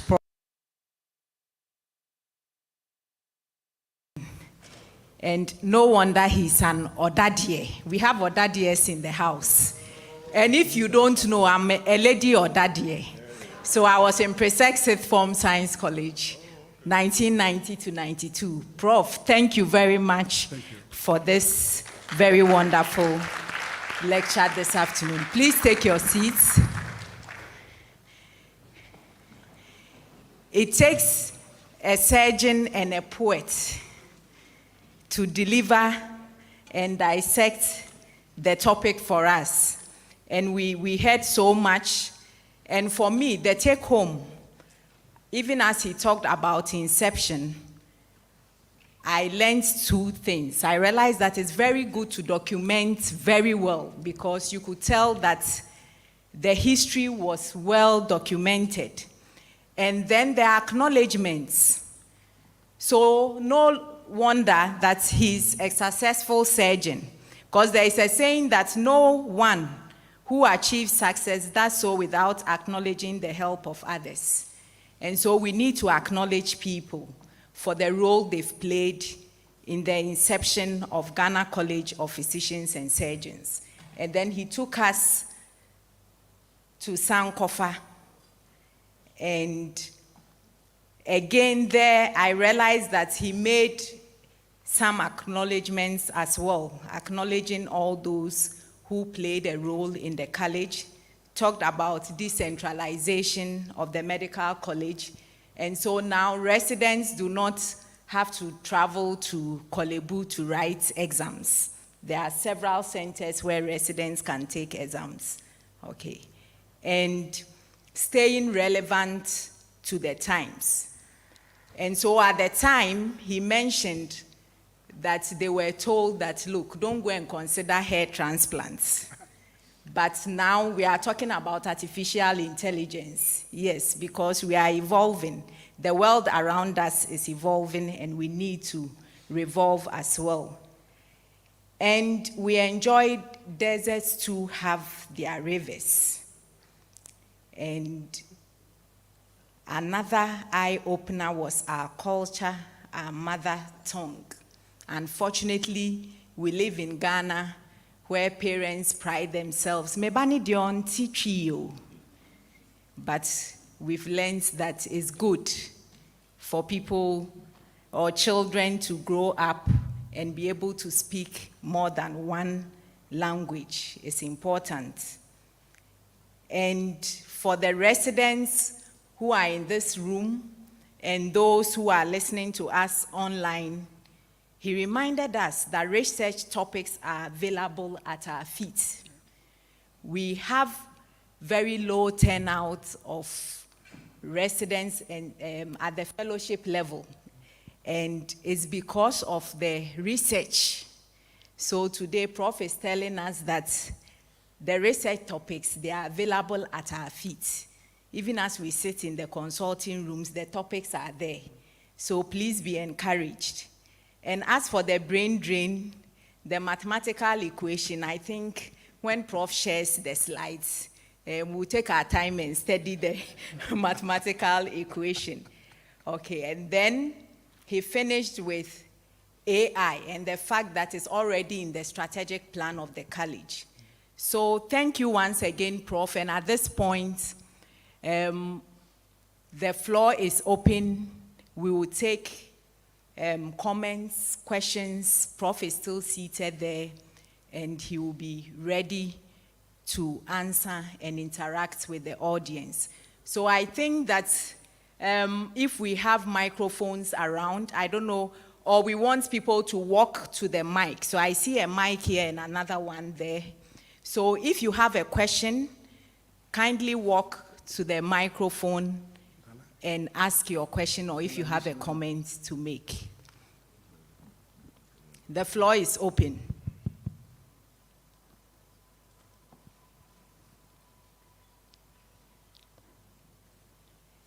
Any questions, any comments?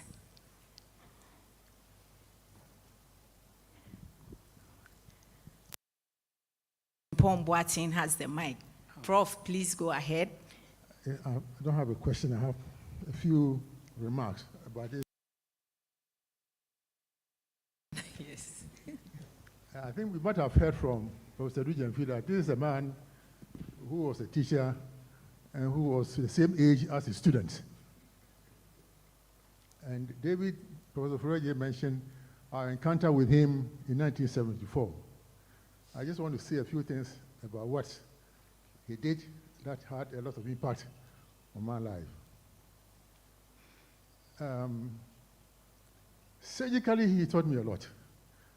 But I still don't understand the poetry and things like that. I think straight.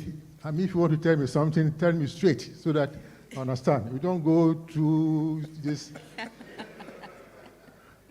But 1974, I observed this man do something. Those days, we had very bad cases of tuberculosis needing surgery. And it was very difficult. And the principle of those days was to remove the chest wall, more or less. You remove all the ribs on that side. If the tuberculosis is in the right lung, you remove all the ribs on that side, and then the chest wall, the muscle will collapse on the lung. And if the lung does not receive air, the germs, the tubercle bacilli will die. But of course, after the surgery, they don't look nice at all. But then a lot of people were cured. The second thing that I saw about him, that was the first time, when people had cancers of the esophagus, you have to remove the esophagus, but then replace it with something else, either with the stomach or with a segment of the colon.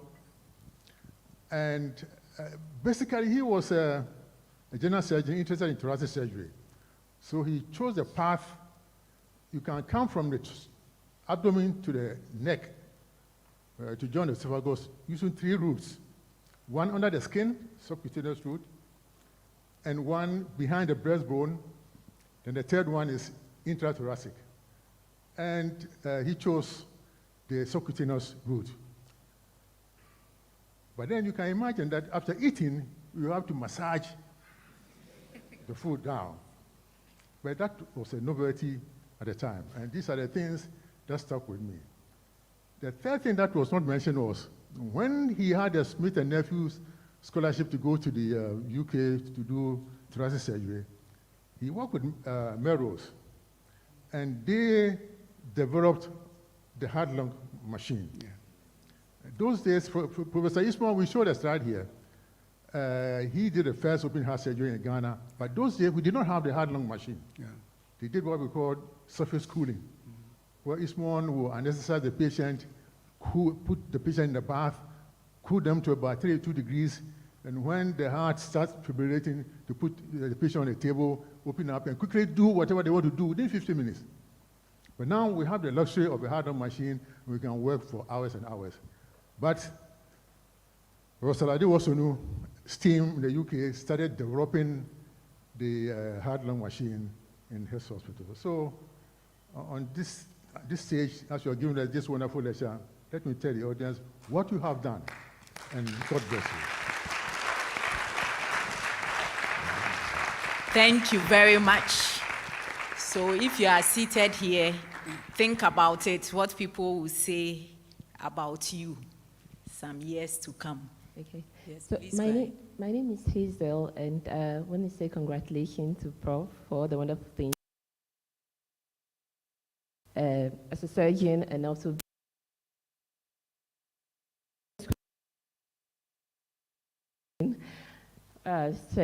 being a surgeon and then a poet.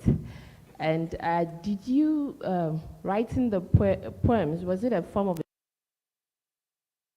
to deal with the things you deal with being a surgeon? Or, and the other question is, was poetry your first or second love, or was it something you found on your path as being a surgeon, in the sense that wasn't that a space where you could actually tell your story, Thank you. Good. Are you harvesting the questions, or can I answer one at a time? Do we have any more questions? Okay, so then let's have a second. My name is Jibril from the media. I have 2 questions to ask. Sorry. The first question is related to the use of artificial intelligence and inclusion of artificial intelligence in the medical profession. Is artificial intelligence a threat to the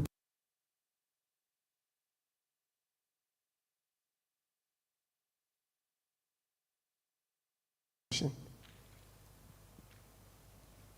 Okay, thank you. So, Prof, I think you can go ahead.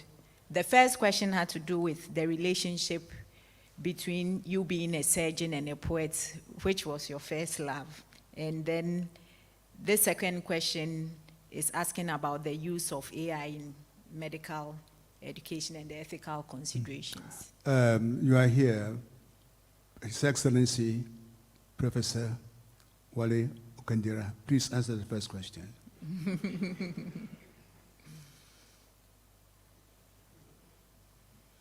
Give me a microphone, please. He is the Secretary General of the Pan-African Writers Association. Okay. He's an excellency, he's an ambassador here. He's a physician and also a poet, and a great writer, actually. Okay. And you'll be amazed what he's going to tell you. Right. Well, thank you, Prof. I think this is a big job you're giving me, sir, to answer a question thrown at somebody of your status. But I will try, sir. As a mentee of Professor Lade Wasonu, I can say that sometimes you're different from your vocation or your profession. We have a long list of medical doctors who are successful writers. There are so many of them. When you're looking at the Russian literature, you can talk of Pasternak, you can talk of the famous playwright, you can talk of Oliver Goldsmith in Britain, and then right here in Africa, we have also a long list of medical doctors who have made careers in writing or poetry. Some of us, our first love were in the humanities, particularly those of us who were exposed to reading and writing, or who are fortunate to have gone to schools with good teachers in the English language. But of course, sometimes the parental influence will come in. I'm a good example. My best subjects were in the humanities. All my distinctions were in English language and the rest. And when I told my old man that I would like to be a journalist, he almost fainted. Because to him, journalists are people who have to depend on the irregular salaries to make a living. And then he looked at my other subjects, and he said, oh, you have credit in chemistry, biology, physics. Oh, you are going to be a doctor. And as a very humble and obedient son, I said, yes, sir. And I went to medical school, completed my medical studies, started medical practice, but went back to my first love. After many years, abandoned medicine, and I'm here in Ghana as the Secretary General of the Pan-African Writers Association, writing as a sort of living. And I was also being infected by Professor Lade Wasonu to also do more of writing and medicine. So I believe that sometimes our first love can be different from our second love. And again, for the sake of the students, it's also possible to combine both. Yeah. So don't get scared. If you are in the science and you prefer to read Shakespeare under the table once in a while, continue to read your science subjects and read your Shakespeare, and you can combine the two. We have a living witness here. Thank you very much. Thank you very much. So to the students, don't get scared. And the parents, please, don't quench the first love of your children. Prof. May I, could you come to the podium again, please? The one who asked the question about AI. Yes. Leave it to the professionals. Say that, please. Leave it to the professionals. Say it again. Leave it to the professionals. Sit down.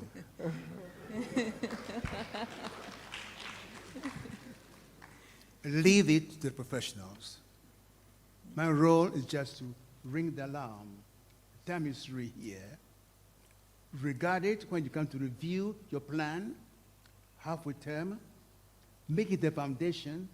The government is ready for you. Please regulate it, bring in the professionals, mathematicians, statisticians, whatever, blend and make it beautiful and whole and world-class. Please, bring in the professionals. I'll tell you a story. One day we were in Glasgow at that time, and a teacher will ask a question. He said, I'm so sorry, but I don't recall the answer right now, but I'll look it up for you. Huh. Can you admit that to students? But they did at that time. I don't recall the answer right now, but I'll look it up for you. So, look it up. So, ask the professionals. Is that clear? He forgot to add one thing. In the Greek times, the god Apollo, Apollo, and your own school, which combines literature with medicine. Tell us about you. You are concealing that secret. Now, Apollo was the god of both. In those days, they're not only worshippers of, but they also believed what we believe, that a poet can heal you with his words. A poet can heal you with his knife. Therefore, they combine the two. You have the same thing in Nigeria right now. But please, this business of this sharp division, this or that, is a thing of the past. Thank you. Thank you very much. Now, I have you, excuse me, please.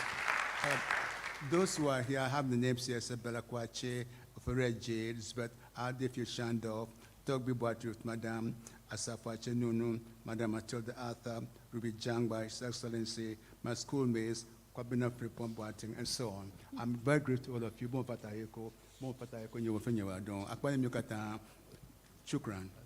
Right, Madam. Thank you very much. So, some more acknowledgements from Prof. Any more questions? Yeah. Oh, okay. My name is Nano Furiata. Disaster. Prof. When I was in school, I was terrible in science. And today you've reminded me of that. Because I've been, I've been very slow in understanding where you were going. But by the time Professor Frimpong Boateng was done, together, and it raises a question. Okay, so what I said was, I started by saying that I was a terrible student in science in school. And today, you reminded me of that, because it took a while for me to appreciate where you were going with everything. But it sort of crystallized when Professor Frimpong Boateng spoke. And then therefore it raises the issue. One, it makes me realize how much thinking goes into Ghana. And therefore, why is it that we can't, for example, in the case of College of Physicians and Surgeons and all of that history from the likes of Professor Eastman, why is it that we can't make Ghanaians appreciate that we're deeper and better than we make ourselves to be?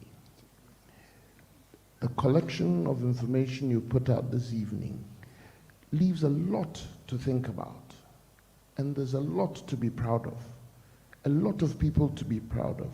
Your list of acknowledgements, obviously you couldn't even go through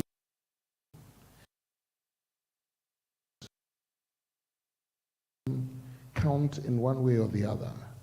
We don't even seem to appreciate the small steps people take to lead us to where we are today. So the question is the same. What is it that we're not doing? What is it that is making us not appreciate the work that you have done, the distinguished guests on the panel have done, a whole host of people that will bring Ghana together in a better mold than we are? This negative attitude towards ourselves. I don't know if my question is clear. If it's not, we can continue when I come home. Thank you. So, Prof,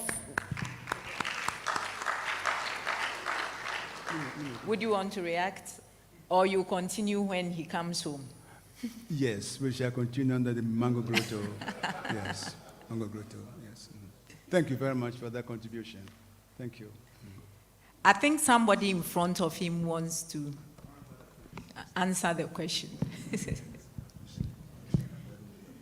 My name is Nanaja Apinti. I think the answer is very simple. We don't clap enough in this country. When someone does something good, we need a lot of exhortation. Oh, we can do better. Oh, you have to clap. When something goes wrong, or we think something has gone wrong, then we all jump on that case. That is the problem. Thank you. Thank you very much. So please clap hard enough for the words of wisdom you've heard today. Clap. Okay. I think I'll give a last opportunity to any student who wants. No student has spoken. Any student? You want to? Okay, please go ahead.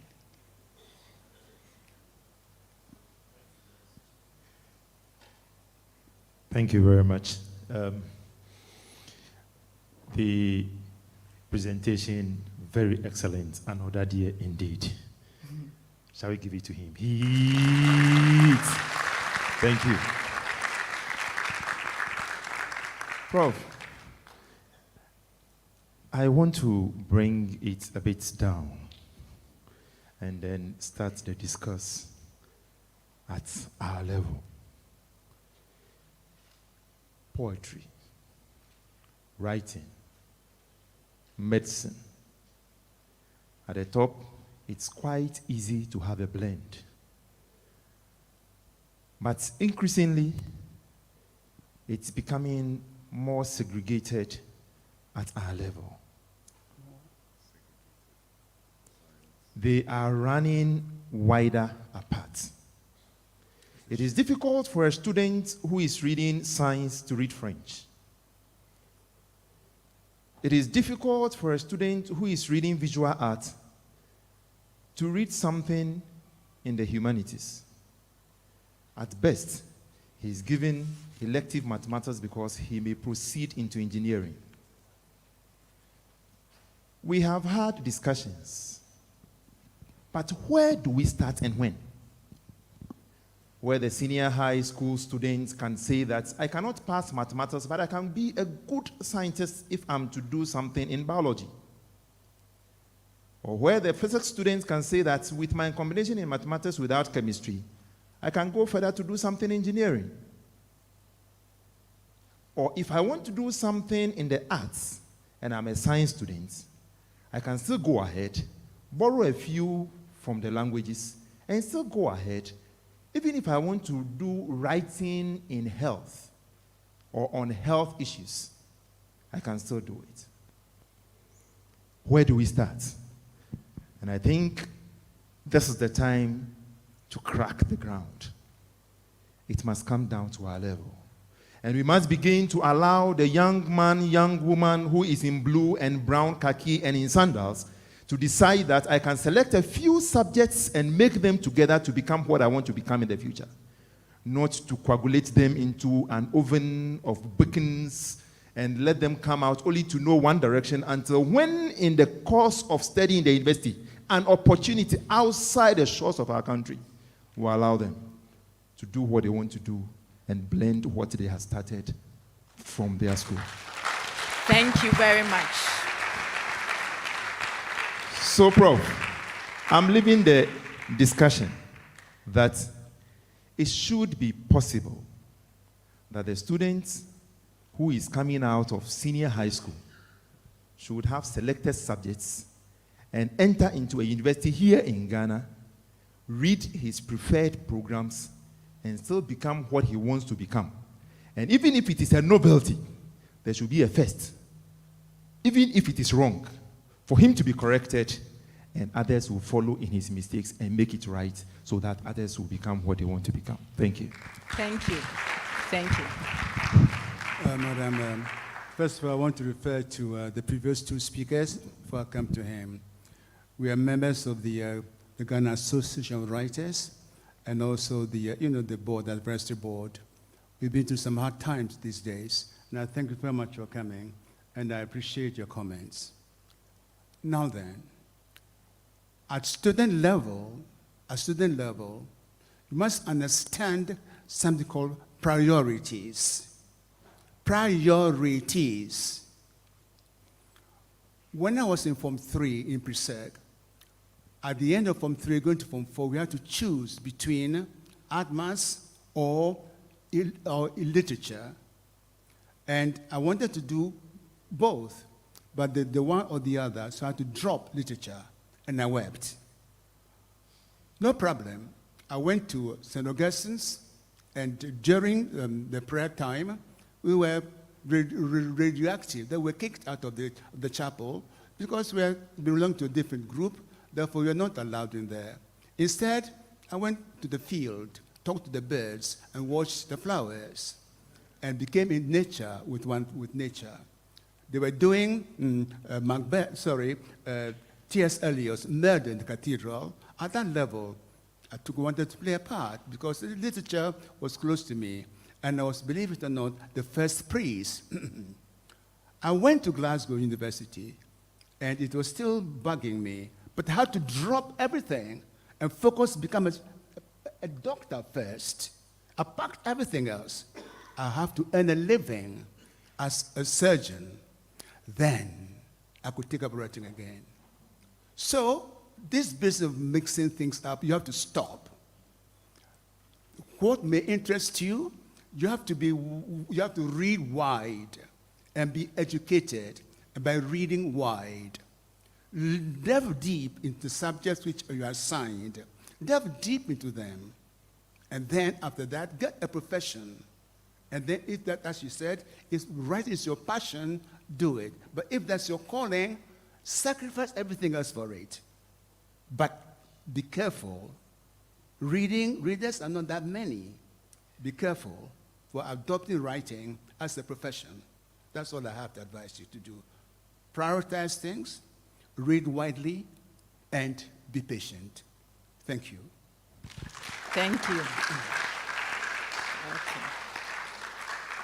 I think on that advice from Prof, I'll hand over to the MC to continue the program. So thank you all very much for indulging us. Thank you.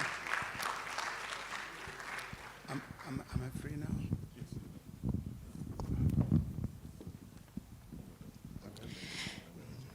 Thank you so much. So I would also like to acknowledge a few people who are in attendance. We have Professor Kofi Dateba, who is the former Chancellor of the University of Ghana.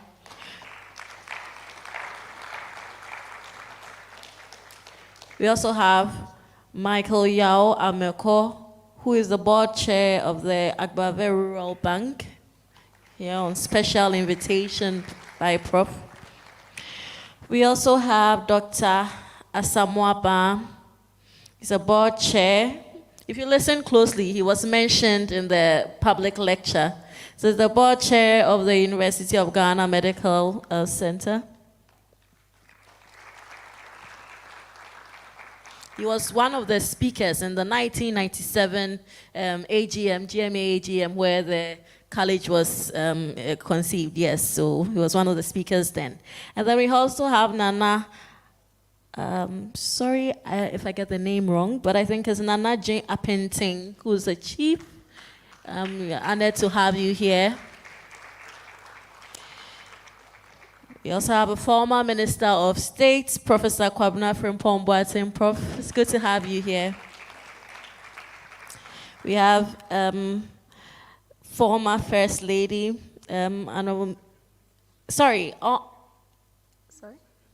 former Second Lady, Her Excellency Amisa Arthur. She's left? Okay. So, Wonderful. So we'll go ahead with the program. Time is fast spent, and I'll invite Dr. Ai to come and do the closing remarks.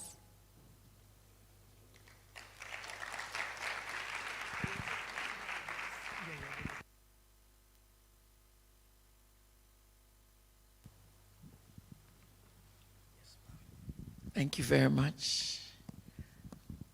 Professor Lade, what does one say to you? I don't think thank you is enough, but that's not my duty anyway, but I needed to tell you that. A real surgeon poet. And I'm glad you came and gave us such an erudite lecture. Distinguished ladies and gentlemen, Mamao, Etogbuyo, Mamao, Nananum, Nime, Name, Asafwacheme, they too. All too soon, we've come to the end of this remarkable lecture. It's been given in a very different way. This is not the way you would think a lecture of this nature should go. And I'm really, really pleased about that, because I have always believed that each of us is versatile, and that many of us have forced ourselves into straitjackets and are complaining that others made us so. And I'm glad that, Prof, you mentioned that when we prioritize our lives, we will find out that, like the professor who's now heading power, you can be a surgeon and you can also be a writer. I know many ladies, they are distinguished in their careers, but they can sew very well, they can bake very well, they can do so many other things with their hands. That is how we have been wired. We are all multi-talented. We are all multi-talented. Let's distinguish formal education from education. We go to school in a formal way, but we need to remain educated for life. And that is where we find ourselves. We go through the formal structures, but then later on, we find ourselves and we contribute our utmost to nation building. The insights that have been shared have illuminated the progress we have made and the challenges that have spurred our growth. So we leave here today not only with deeper understanding of the journey of this college, but also with a shared vision of the road ahead.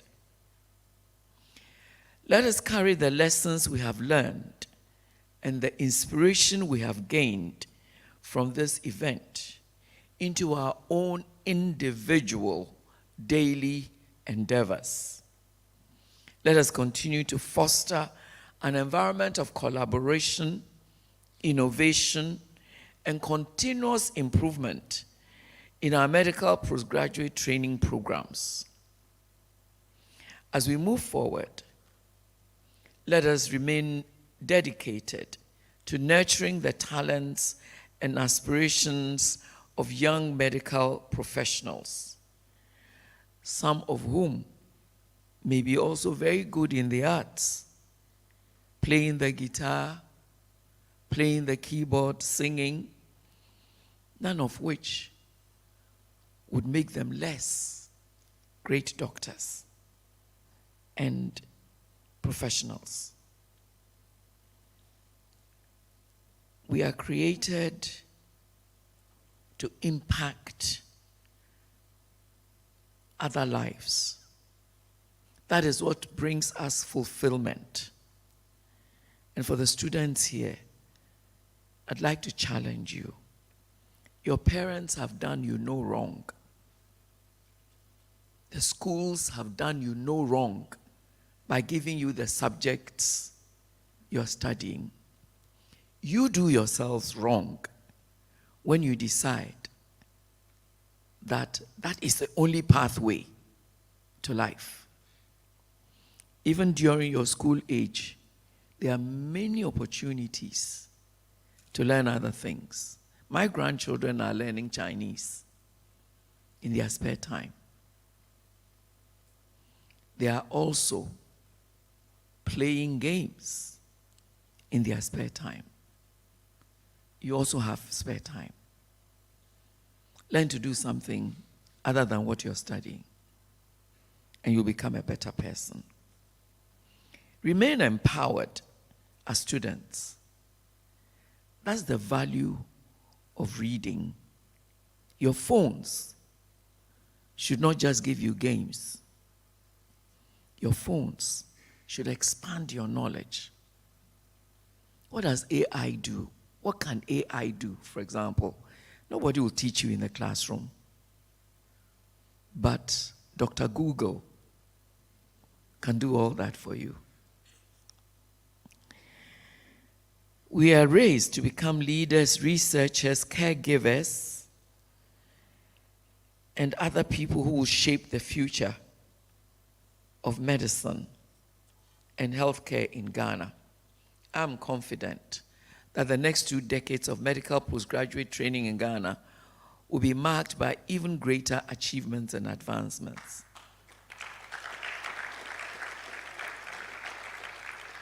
And I believe that AI will be a cutting-edge opportunity for better healthcare. On behalf of the organizing committee and everyone who has contributed to the success of this event, I extend my heartfelt thanks, especially for finding me fit to sit first in an uncomfortable chair and then later in a very comfortable one. As we leave here today, let us carry the torch of knowledge, innovation, and compassion that will light the way for generations to come. All of us will make Ghana a better place. All of us. And we shortchange ourselves if we don't. Thank you very much.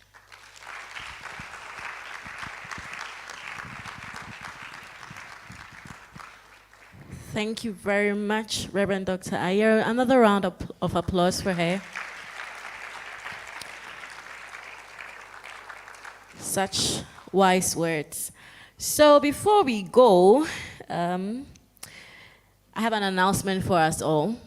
So in line with AI being one of the fundamental and foundational structures of the college, we have a target for our 20th anniversary, and that is to build simulation centers in Kumasi and Accra.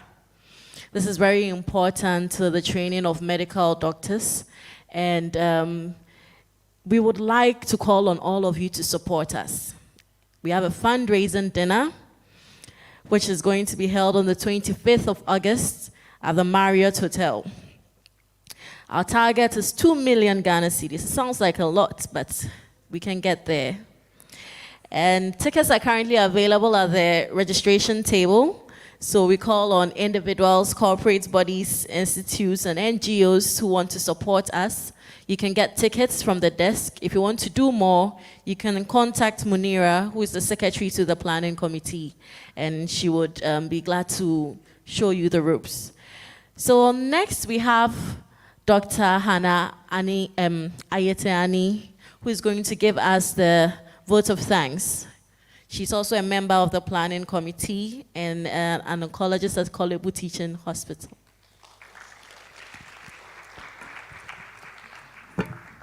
Thank you very much, Florence. Usually, before the vote of thanks, everyone else has thanked us.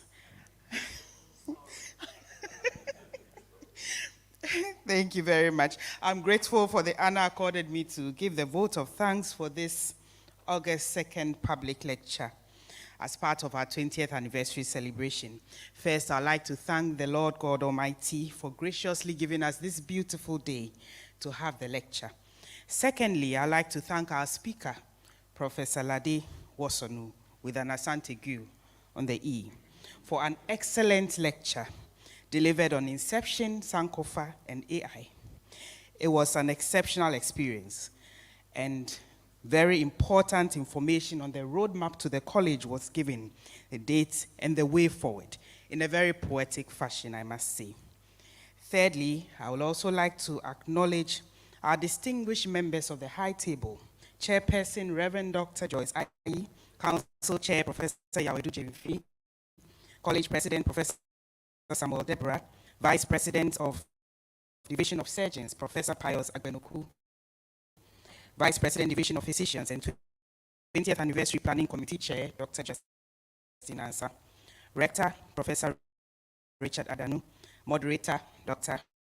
Rita Lassen-Randolph, Nanano Nime Name Toby Wate and wife, our distinguished invited guests, all the ambassadors, you've been acknowledged already, reps of banks, members of COCO Board, Ghana Academy of Arts and Sciences, Ghana Education Service, invitees, Ghana Health Service in the Volta region, Ministry of Tourism, Arts and Culture, the National Health Insurance Initiative, NHIA, Institutes of Economic Affairs, who are invited, some of whom may be online, NGOs, libraries, Poetry Connect, Dabala, senior high technical students, Seclicon students, ARCO International School, Achievers Ghana, UNESCO.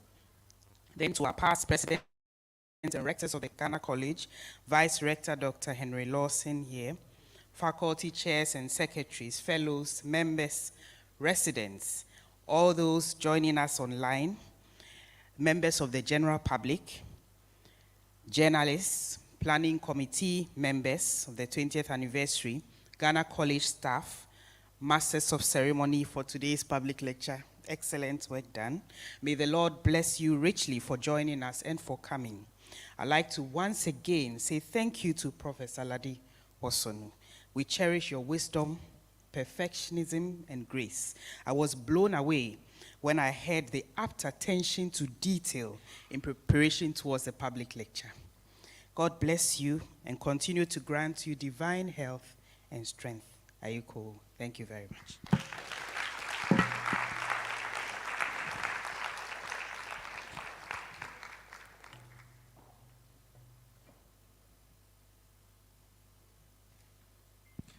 Thank you very much, Hannah. You've made my job very easy. I was actually holding a long list to show appreciation to. The last time I stood on a podium like this, I was chastised for not acknowledging participants who join us online. They like to be referred to as spiritual.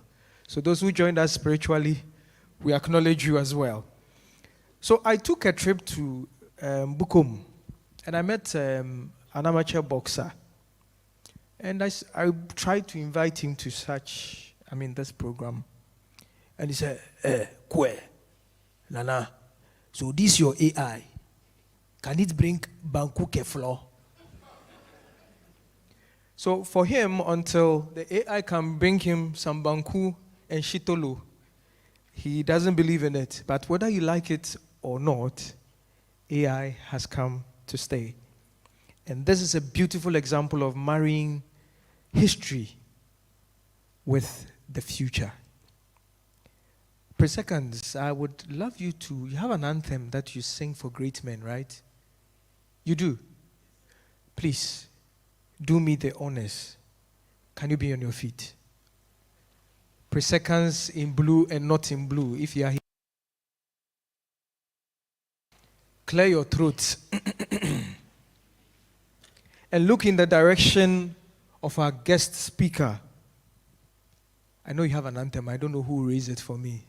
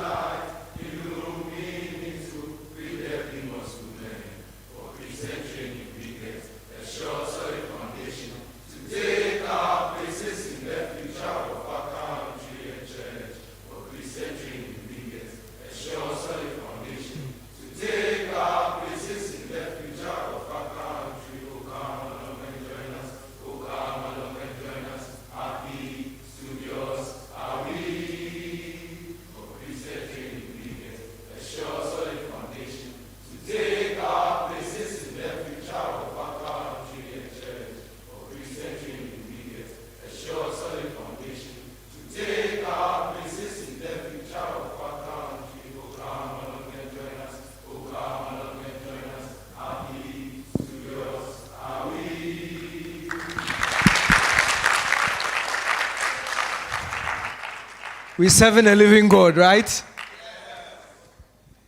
Thank you very much. One or two more announcements and we'll take our closing prayer. We'll take some years is a lot of years. Just imagine giving birth to a child and this child growing up to 20 years. It's a lot. So we really need these memories. So please don't be in a hurry to go. And then afterwards, we also have a cocktail at the atrium. That'll be downstairs. Okay, so please, something to nibble on. Get to mingle, the young ones amongst us who are aspiring to be like our wise men and our wise women.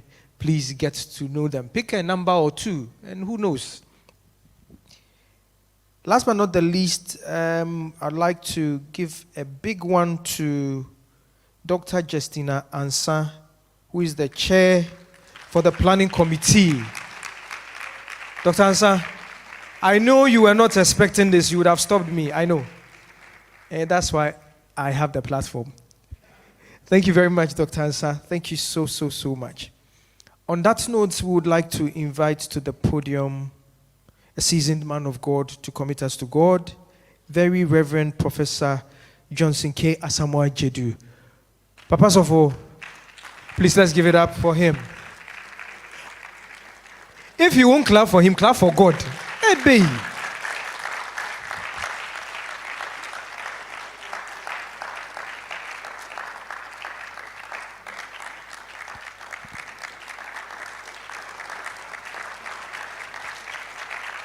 In my prophetic self, may your clapping be $10 million for you.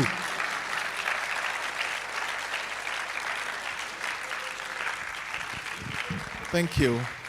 Let us stand and go in the blessing of God. Let us pray. Eternal God and Father of our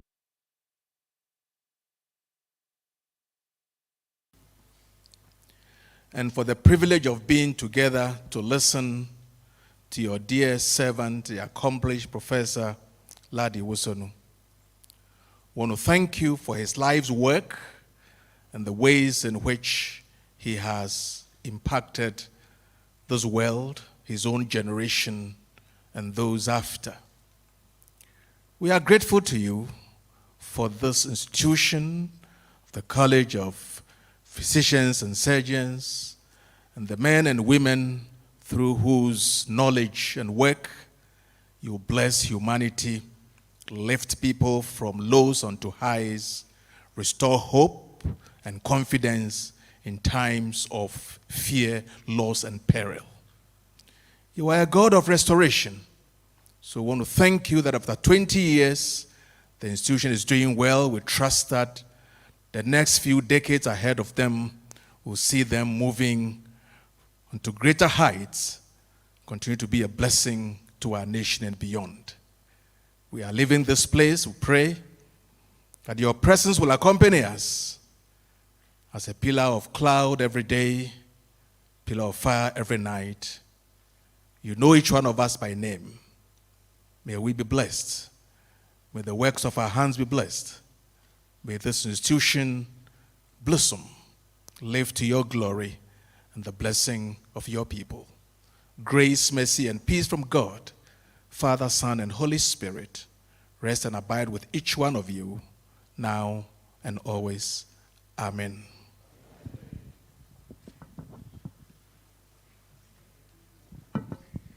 Thank you all very much. So we'll be going out for our pictures. We also want to acknowledge our media, our vendors, CES. Thank you so much for the coverage. It's been fantastic on YouTube and Facebook.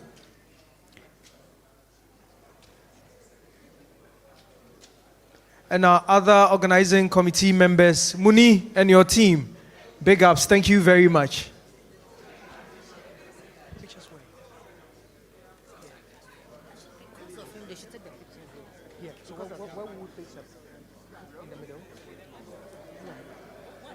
Okay, some will come to them. Okay, please, I'm just being informed that we'll take the pictures here. We'll take the pictures here. So please, can we get our guest speaker position in the middle for us so that we can take the pictures with him. Down. Yes, please.